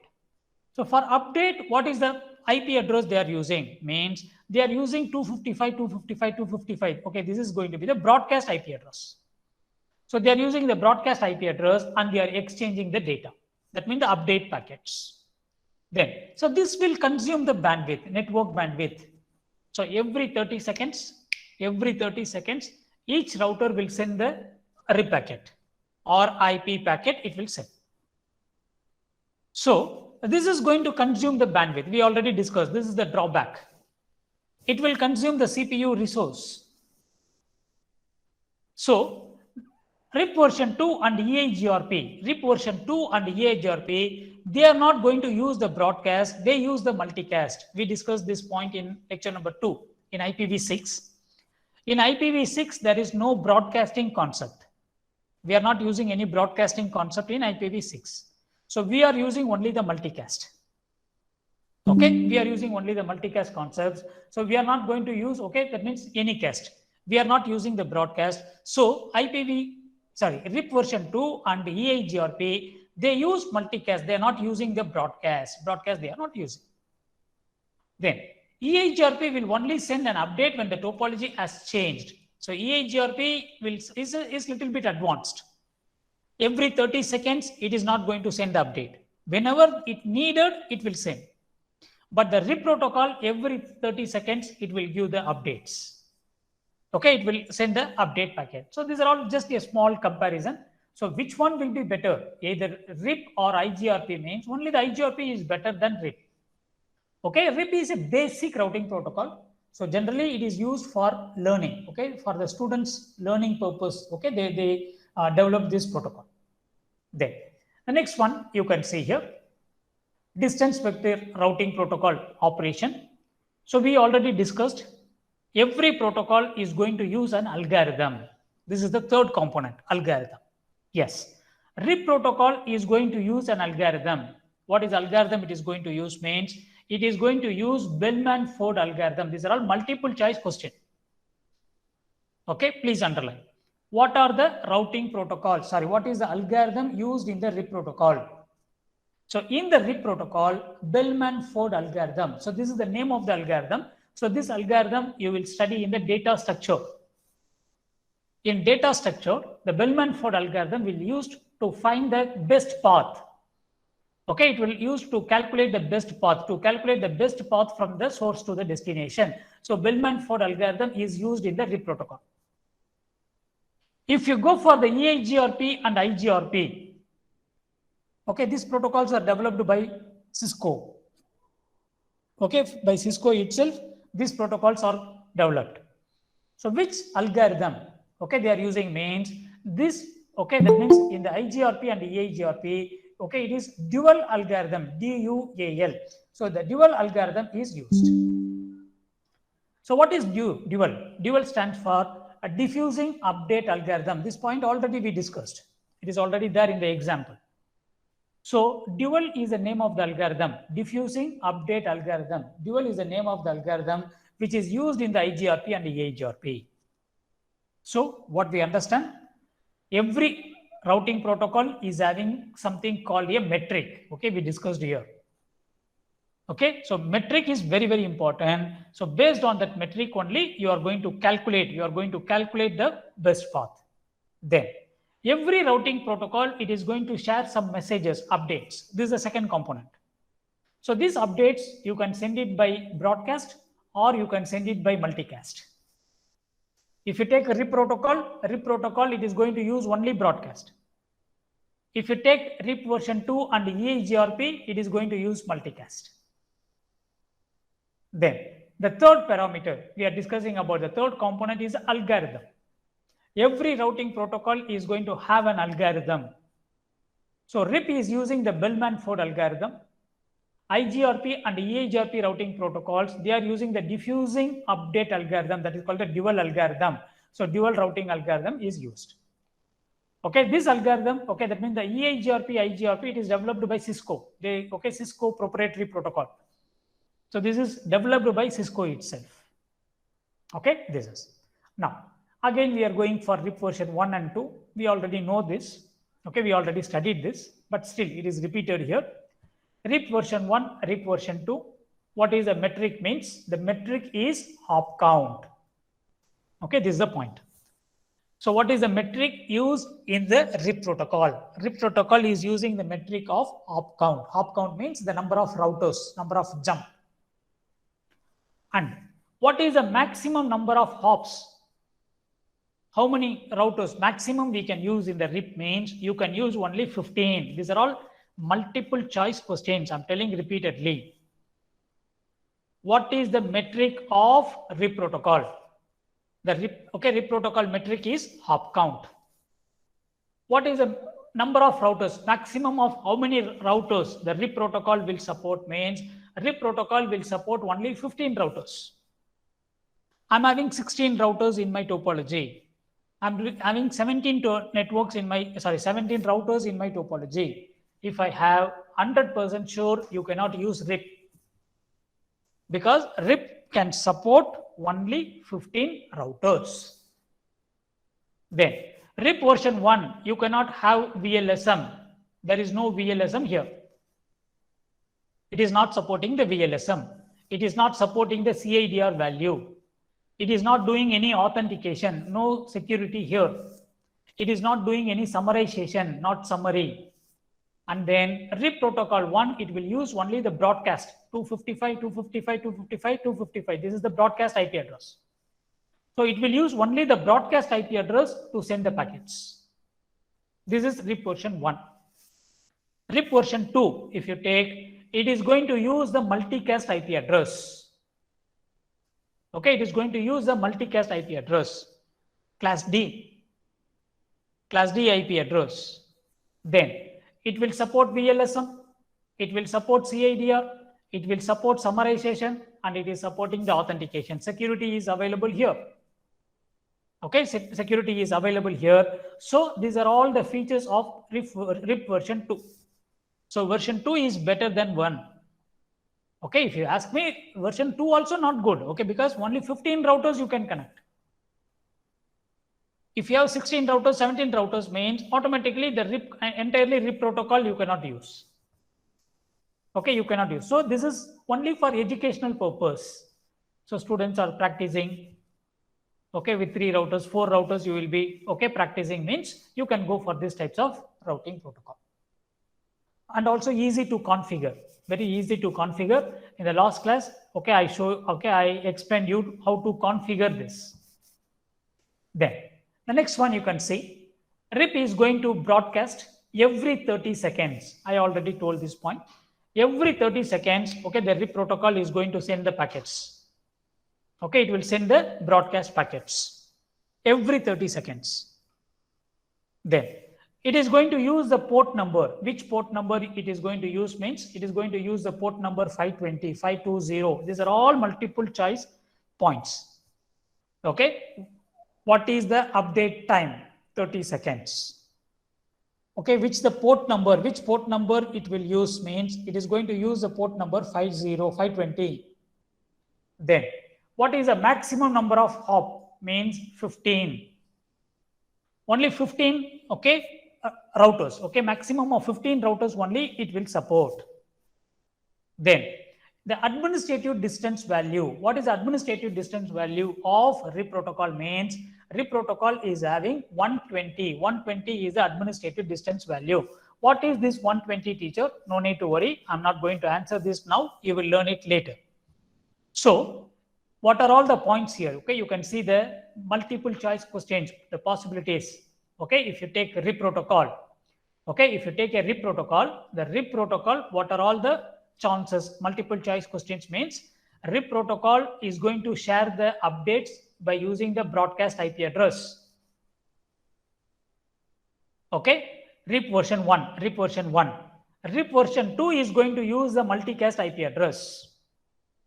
Then RIP protocol, either version 1 or version 2, no problem. RIP protocol is using Bellman-Ford algorithm. Eigrp or Eigrp, this is using the dual algorithm, diffusing update algorithm. Then you can see the next one, RIP version 1, it is using the broadcast. RIP version 2, it is using the multicast. So 224.0.0.9. Okay, this is a multicast IP address in class D. Okay, class D IP address. Then RIP version 1 is not supporting the VLSM. RIP version 1 is not supporting CIDR. RIP version 1 is not supporting the summarization. Okay, authentication. Okay, there is nothing available in the RIP version 1. So it is having lot of drawbacks. RIP version 2, it is using multicast. Okay, it is supporting VLSM. It is supporting CIDR. Okay, that means any type of subnetting, fixed length or variable length. Then it is using summarization and it is having security also, authentication also you can have. Anything, either V1 or V2, maximum 15 routers only you can use. What is the metric? Metric of RIP protocol. What is the metric means? It is going to use a hop count as a metric. Okay, hop count as a metric. These are all the different points. Then updates. So it is going to send the update packets. What is the time means? Every 30 seconds it will send the update packets. RIP protocol. Then RIP protocol is going to use the port number 520. 520 is the protocol. Sorry, it is a port number used by the RIP protocol. Then we already discussed what is the 15 hop. Maximum 15 routers only it will support. And finally, the administrative distance value is 120. Okay, what is this administrative distance value? That will be discussed later. Okay, you no need to worry, we can see it later. So this is about the RIP protocol. Now, let me go to the next one, Eigrp routing protocol. So this is also a distance vector routing protocol, Eigrp. But this protocol is going to be a little bit advanced comparing with the RIP. Comparing with the RIP protocol, this protocol is an advanced protocol. Okay, if you want, you can see it here. You can see this chart. So Eigrp, this is a distance vector routing protocol. But comparing RIP and Eigrp, so this is a little bit advanced. Okay, and this protocol is developed by Cisco itself. It is called Cisco proprietary protocol. Okay, now. So these protocols, Eigrp protocols, it is going to inbound triggered updates. What is that means? Every 30 seconds, they are not going to send the update. But this RIP protocol, every 30 seconds, it will send the update. But here it is not like that. Okay, if you are sending every 30 seconds, if you are sending the update means the network bandwidth will be wasted. Your network will be busy, resources will be used. But here it is called a triggered update. Triggered update means whenever a update is needed, it will send. Okay, for example, you are listening my class now.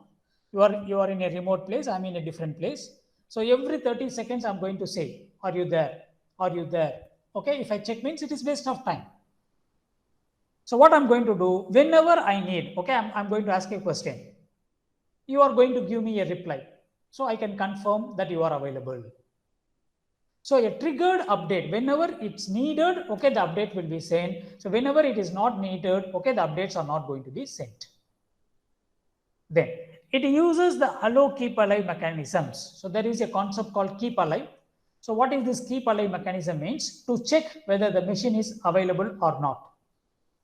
So they use the keep alive mechanisms here, and they will maintain a table called topology table.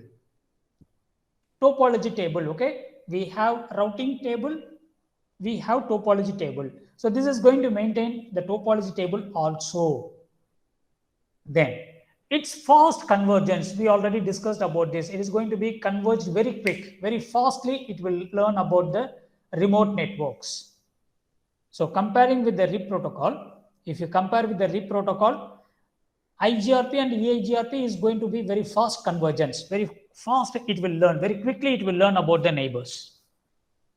Then is a multiple network layer protocol support. Multiple network, okay, multiple network layer, okay, different layers it is going to support. Okay, make it in a very simple way. Now you can see I'm going for the Eigrp and Eigrp. What is the metric used here? So we already discussed for RIP. For RIP, the metric is hop count. Okay, hop count. But here, what is the metric means?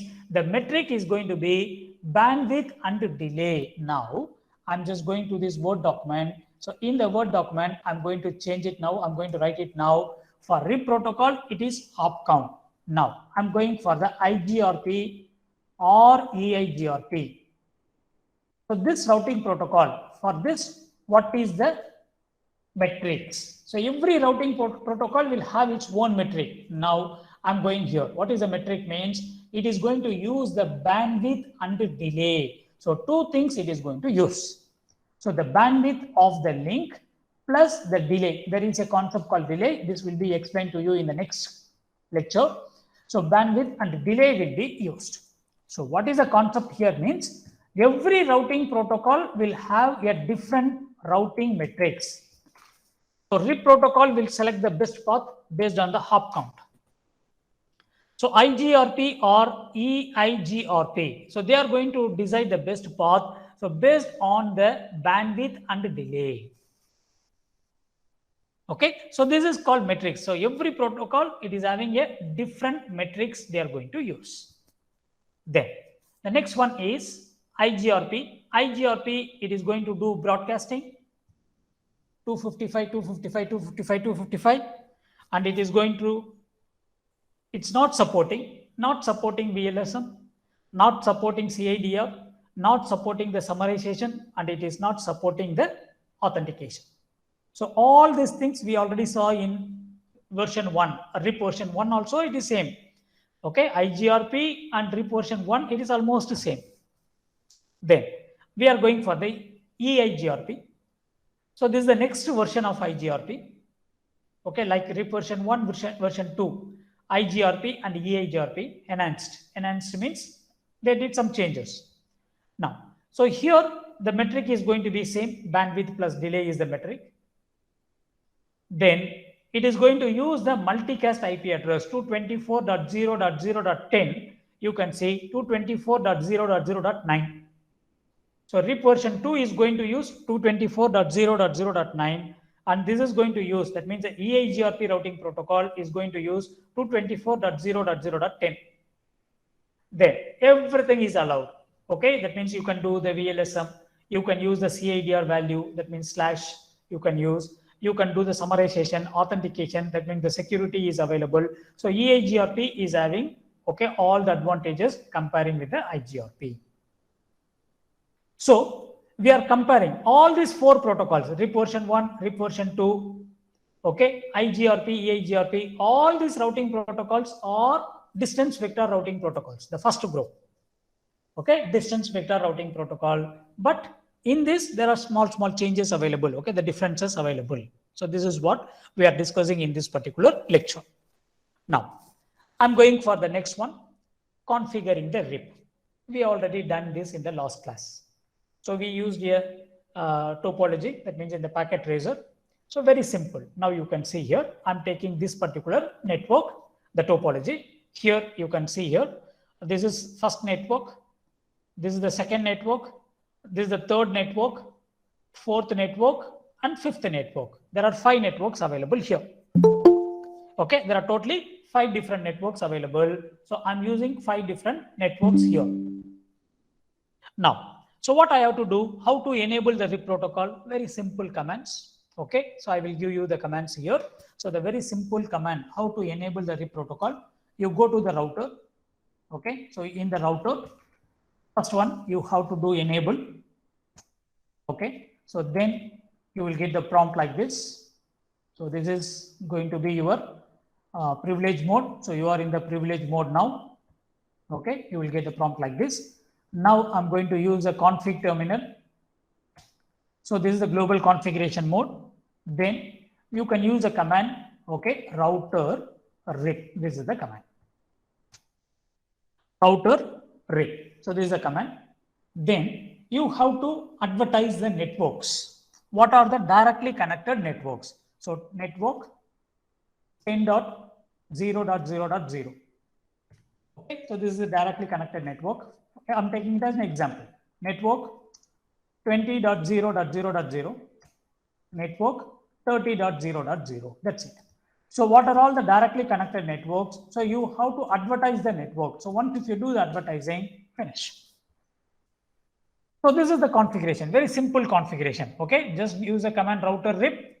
And what are the networks directly connected? So all the networks directly connected, okay, you can just do the advertisement. So a RIP protocol will be enabled. Go to the next router.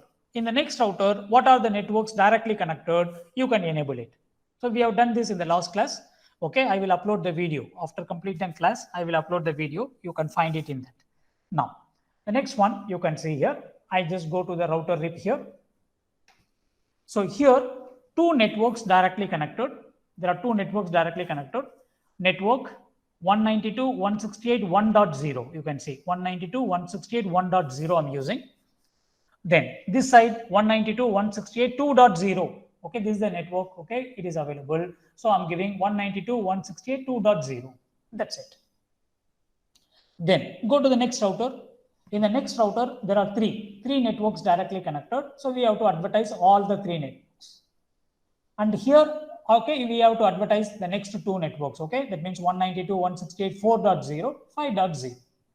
So these are the steps. So very simple. Enabling the RIP protocol is a very simple steps. So automatically the protocol will be running. Then there are some commands available.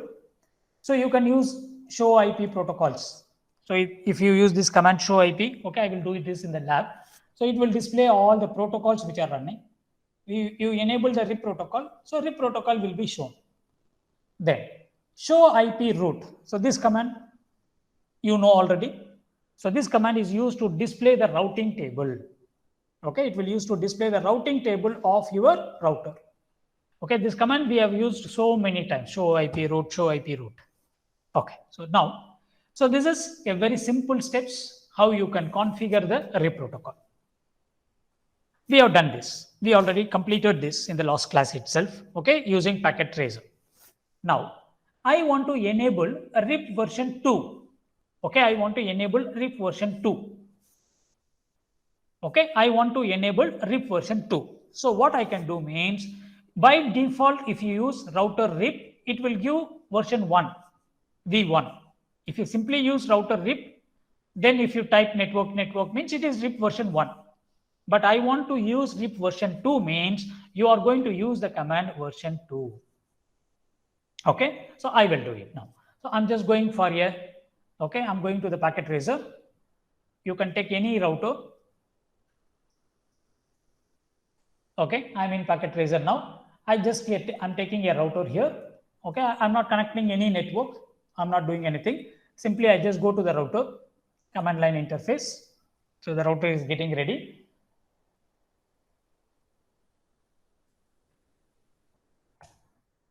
Okay, I'm inside the router now.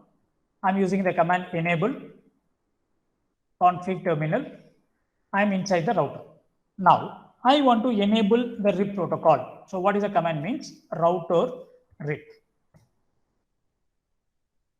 Okay, router RIP. So if you give this, the RIP protocol is enabled, but it will be V1, version 1. Okay, I want version 2 means I'm going to use the keyword version 2. So now version 2 is enabled now.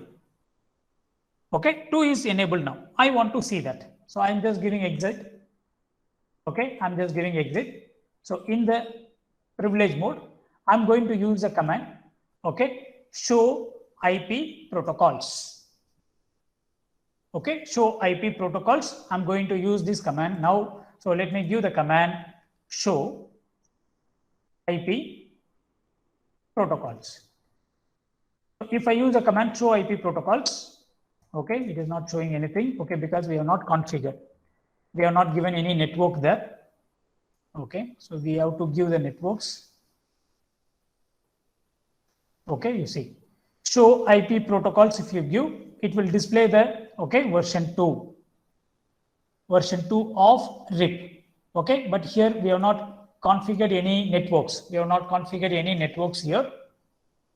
Okay, so let me try again. No, it's not showing anything. Okay, because we have not configured. Okay, let me just configure. I'm going for the config terminal. Okay, so I'm giving router RIP. I'm giving version 2. Okay, so version 2 I'm giving. So network. Okay, I'm just giving. Okay, fake, but it is not connected. Network 10.0.0.0. Okay, it is accepting. Network 20.0.0.0. Okay, I'm just giving control user. So come back. Now I'm going to use a command show IP protocols. Yes, now you can see. Okay, so before I have not given any networks. After that, I gave networks. So now you can see RIP version 2, send version 2 of RIP. So there are two networks we give, network 10 and 20. So if you are giving the command version 2 means RIP version 2 will be enabled. If you are not using that keyword, okay, if you are not using the keyword version 2, simply you are using only RIP means that is RIP version 1 will be enabled. So by default, RIP version 1 will be enabled. Okay, so this is what we are understanding from this. Then the next one is auto summarization. Okay, disabling the auto summarization. So I'm not going to explain this. Okay, theoretically I will explain, but okay, what is this auto summarization and all? You will learn about next 2-3 lectures. After completing another 2-3 lectures, you will understand this. But theoretically, I will explain. Now, RIP version 1 and 2, automatically it is summarizing the networks. It will summarizing the network at the major boundaries. What is this major boundaries, teacher? Means, see, I'm going to have a network. For example, this is my network. So 10.0.0.1. So 10.0.0.0/8. This is the major network. Okay, this is the major network. I want to divide this network into four subnets. Okay, I want to divide this into 4 subnets. Okay, so if you want to divide this into 4 subnets, you want to borrow 2 bits. Okay, you want to borrow 2 bits. So 2 bits you have to borrow. Now you will get first subnet ID. Okay, for example, I will go to a website. Okay, Subnet Calculator. I'm going for a Subnet Calculator. Okay, I'm just going to the Subnet Calculator site. Now, so in this site, so what I'm doing means, you can see here, I'm going to select class A. So class A IP address, so 10.0.0.0. Okay, so this is the thing I want to do subnet. Then subnet mask 255.0.0.0. Okay, how many subnets you need? Means I want to make 4 subnets. I want to make. Okay, I want to make 4 subnets. So if I want to make 4 subnets, I have to borrow 2 bits. So it is automatically fixing. So it's automatically calculating. Okay, you no need to do. This is a calculator. Now, so what I'm going to do means, now you can see here, it is automatically calculating everything. Okay, so that means the first octet range, hexadecimal IP address, wildcard mask, okay, mask bits, number of hosts per bits. So everything it is calculating. Okay, it is calculating. So there are some other website also available. So it will show you a very detailed thing. Okay, I'll just go to for some other websites. You can see this all. You can learn. Okay, you see IP Subnet Calculator. So this website. Okay, I'm going here. This is a very beautiful website. Now I'm going for class A. What is IP address? 10.0.0.0. Okay, so what I want to do, I want to borrow only 2 bits I want to borrow. Okay, I want to borrow only 2 bits I want to borrow. So that means 8, 9 and 10. So 2 bits I want to borrow. Okay, you see, this is normal. This is class A, 255.0.0.0. This is class A. I want to borrow 2 bits. So I want to borrow 2 bits. 2 bits, if you borrow, you can have 4 subnets. Okay, I selected, okay, 255, 192.0.0. That means /10, 2 bits I borrowed. I'm just going to click calculate. So if I calculate, you can see here, these are the 4 subnets. These are the 4 subnets. So the first subnet is this, second subnet, third subnet, fourth subnet. Okay, I'm talking about the subnet ID. Okay, now I just copy. Okay, no need to copy everything. I just take this. Okay, this is my first subnet /10. The second subnet. So what is the second subnet means? This is going to be the second subnet. Okay, so this is the second subnet. 10. The third subnet, it is going to be 128, 192. So I will write it here. So this is 10 dot. So 128.0.0/10. This is the third subnet ID. Then the fourth subnet is, okay, it should be 192. 192.0.0.10. So these are all the subnets. Okay, see, this is my major network. Okay, this is my major network. This network I divided into 4. Okay, like this. Okay, so this is the major network. This is a major network. The major network, so what I did means I divided into 4 subnets like this. So this is the subnet ID. This is the first subnet ID. This is the second subnet ID. This is the third subnet ID. And this is the fourth subnet ID. Now, okay, I'm having 4 networks. So 4 networks I'm going to have. This is my first network.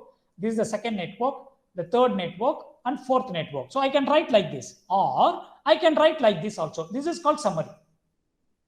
Summary means the full thing. Okay, if you write the full thing, the major network, if you write, it is called summary. Okay, if you want to expand, you can write like this, one by one. So you can write 4 subnets like this, or what is the summary of this means? The summary of this is this. Okay, so this is, now you come to the theory part, you will understand now. So what is that means? See, RIP version 2 and RIP version 2, okay, 1, and it will automatically summarize the network at the major network boundaries by default. So by default, they will summarize. If you have done some subnetting, it will understand that you are doing subnetting, and automatically it will summarize the things. Now, I don't want summarize. I don't want summarize. So what you can do means you can make the summarization off. Okay, we are going to do a lab for this. Okay, in the Ospf. So no auto summary. If you use the command no auto summary means it will not do the summary. So what is the point here? By default, okay, the RIP protocol is going to summarize your networks to the major network. So what is summarizing? Only this example I'm giving. Okay, so if you are using, okay, 10.0.0.10, 10.64.0.0.10, 10.128, 10.1, okay, these are all 4 subnets. So automatically it will summarize to this. This is going to be the major network, the parent. So this concept, that means the summarization concept, by default it is available in V1 and V2. If you don't want, you can summarize, you can remove that, you can make it off. No auto summary. You can use the no auto summary. Automatically it will not summarize, okay, your networks. Now, So this command has no effect when you use RIP version 1. In RIP version 1, okay, it is not going to have any impact because RIP version 1 is not supporting. It is not supporting the summarization. In RIP 2, you can do it. There, automatic summarization has been disabled. RIP version no longer summarize the networks to their classical addresses boundaries. So version 2 now include the subnet. Okay, what is this point means? I will explain this point. So if you want, you can make summary on. If you don't want, you can make summary, okay, auto summary off. Okay, you can make it off, you can make it on. Okay, so this is the concept. By default, it will be on. By default, it will be on. You can make it off. So this is the concept of auto summary. Then the next one is configuring the passive interface. What is that passive interface? Okay, passive interface means you can see here sending out unneeded updates. Okay, you can make a interface as a passive interface. So what does that means? The passive interface, it will receive the data, but it will never send the data again. Okay, for example, you are giving an update to me. Okay, I received the update. So this update, I'm going to send it to all. So this I don't want. I want to make it as a passive. So simply receive, don't send it again. Means you can make any interface as a passive interface, you can make it. Now you can see they are going R1, CM. I'm going for R1. Now I'm getting the update from here. Okay, I'm getting the update from here. Now this is serial 0 by 0 by 0.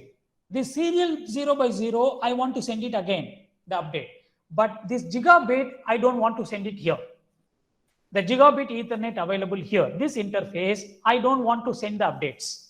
So what I have to do, I'm going to make this interface as a passive interface, and this interface in R3, you can make this gigabit as a passive interface. So what is a passive interface means? Whatever the updates it is receiving, it is not going to forward it. Okay, just think. R1 is the router. The R1 router is receiving some update from here. Only serial 0 by 0, I want to send it again.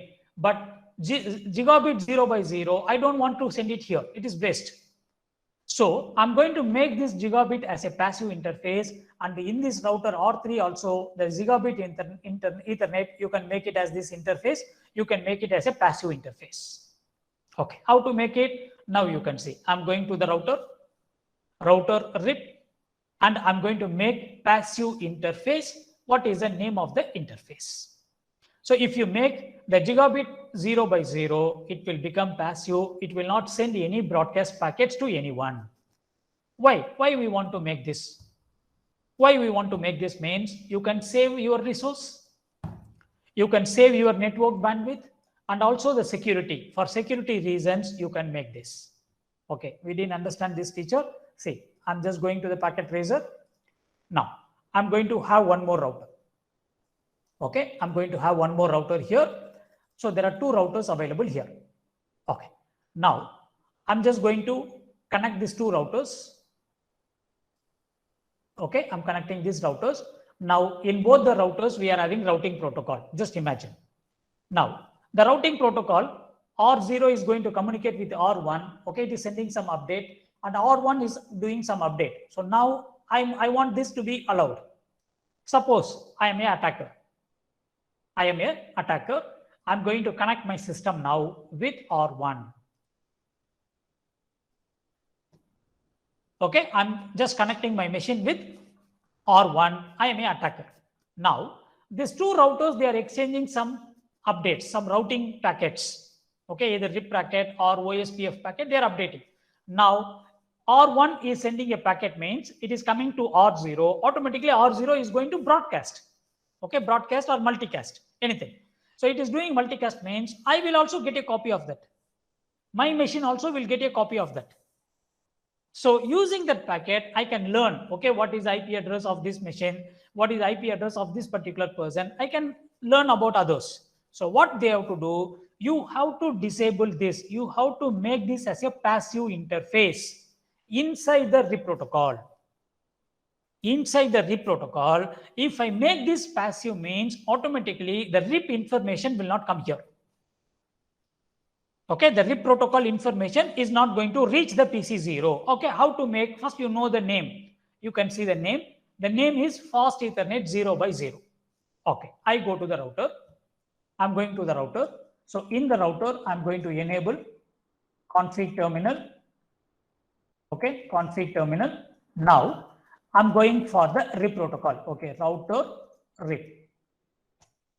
I'm in the RIP protocol. So in the RIP protocol, I need version 2. Okay, I'm using version 2. Okay, now inside the RIP, I'm telling make this fast Ethernet 0 by 0 as passive. That means don't send any RIP information to this fast Ethernet 0 by 0. That is the meaning. So now you can see here, I'm going to make this as a passive. So how to make it passive means, see, passive interface and name of the interface we have to give. Okay, so let me give the command. So I'm going for this, the same command. Okay, we are going to follow this. So now I'm going to give the command. So passive, okay, hyphen interface. Okay, interface, I'm giving the question mark. So to know the name of the interface. So fast Ethernet 0 by 0. Okay, so FA fast Ethernet, you can see the name here carefully. Okay, FA 0 by 0. Okay, now I'm going to give FA 0 by 0. I have doubt because sometimes it will ask you to type full. Okay, let me try. Yes, it is accepting. So it is accepting. So fast interface 0 by 0, it becomes passive interface now. So what is the passive interface means? Routing updates or routing packets, RIP packets, it will not go in fast Ethernet 0 by 0. So we blocked. Okay, so this is what is advantage. You can save the bandwidth. Okay, for security reasons. Okay, you can save the resources. All these things you can do, and this is going to be the passive interface concept. Now, the next one I'm going for propagating the default route. Okay, so we already discussed static route. We discussed the default route. Okay, we discussed the default route. Now, what is the default route means? Suppose if there is no path available. If there is no path available, so we are going to decide, we are going to use the default. The default route will be used. So how to create the default route? We already discussed. IP route 0.0.0.0, 0.0.0.0. Okay, then you can give the next hop. That means the next jump where you want to make. You can give the name of the interface or you can give the IP address. Now, what I'm going to do means the default information I'm going to insert into the RIP protocol. You can see router RIP, okay, router RIP, and I'm giving, okay, default information originate. So if I use this means automatically your default route will be inserted in the RIP. Okay, it will be inserted, it will be considered. Suppose if there is no, okay, a packet is coming, you are using the RIP protocol. The RIP protocol could not find the path means it will send it in the default. Okay, it will send it in the default. Even the RIP protocol will send it in the default. Okay, try to understand. You are using RIP protocol. RIP protocol is learning everything. Okay, it is learning everything from the others. Suppose, okay, a packet is coming. The packet is asking to go for some different network. So RIP protocol is not having, okay, it is not having in the routing table means automatically it will use the default. The default will be used. Okay, so how to do? You can create the default first. IP route 0.0.0.0, 0.0.0.0. The next hop, you can give the IP address or you can give the name of the interface. Then I'm going to use the RIP protocol, enable the RIP. Inside the RIP, I'm going to use the command default information originate. So if I give means automatically the default route will be inserted. Okay, the default route will be inserted. If your RIP protocol is not finding the network, okay, 10, 20, 30, 40 is available. But I'm telling, I want to go to 50. Now, RIP protocol is searching in the routing table. 10 is available, 20 is available, 30 available, 40 available, but 50 is not available. Now it is going to decide, send it in the default route. So we are mixing the RIP protocol and the default route you can mix together. Okay. So in another lab, I will show this to you. Okay, in the lab part. So this is how you can propagate a default route in RIP. Okay, this is the concept. Then finally, we are going for IPv6. Okay, suppose if it is IPv6 address, you can see here, I'm completely using the IPv6 addresses here. Okay, 2001. In lecture number 2, we discussed. So 2001, it is a global unicast IP address. Now, I'm using the, okay, all these things are IPv6 address. Now, I want to enable the RIP. Okay, I want to enable the RIP protocol. Okay, so what I'm doing means, okay, you can see here, okay, in IPv6, it is called RIP-NG. Okay, it is called RIP-NG. So this is the name of the protocol. Okay, I just repeat here to understand clearly. Say, in IPv4, okay, in IPv4, sorry, in IPv4, we used to call RIP. Okay, we used to call RIP. But in IPv6, if you are using IPv6 version, you are going to say it is RIP-NG. So what is NG means? It is called next generation. RIP next generation. Okay, RIP-NG. This is the name of the protocol. Okay, in IPv4 only, you have two versions, v1 and v2. Okay, we are having two versions, RIP version 1, RIP version 2. But if you go for IPv6, okay, it is called RP-NG. Okay, this is the name of the routing protocol. So now you can see, I want to enable the RIP protocol here. Okay, I want to enable the RIP protocol. That means RP-NG I want to enable. Okay, so now how I'm going to enable this means, now you see, we are going for the config terminal. Okay, one lab I'm going to do in IPv6. Okay, which covers everything. Only one lab only we are going to do at the end after completing OSPF. Now you can see IPv6 unicast routing. This is the command we have to give. Okay, this will enable IPv6 in your routing, in your router. Then I'm going for, okay, interface gigabit Ethernet 0x0. Okay, gigabit Ethernet 0x0.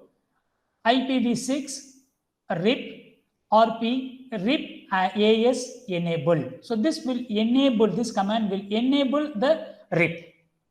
That means RP. The same thing. I go to the next interface. I'm going to the serial interface. In the serial interface also, I'm going to enable the same command. So this is first you have to enable, okay, the RIP. Sorry, IPv6 you have to enable. Now the next one is, okay, they have not shown the complete thing.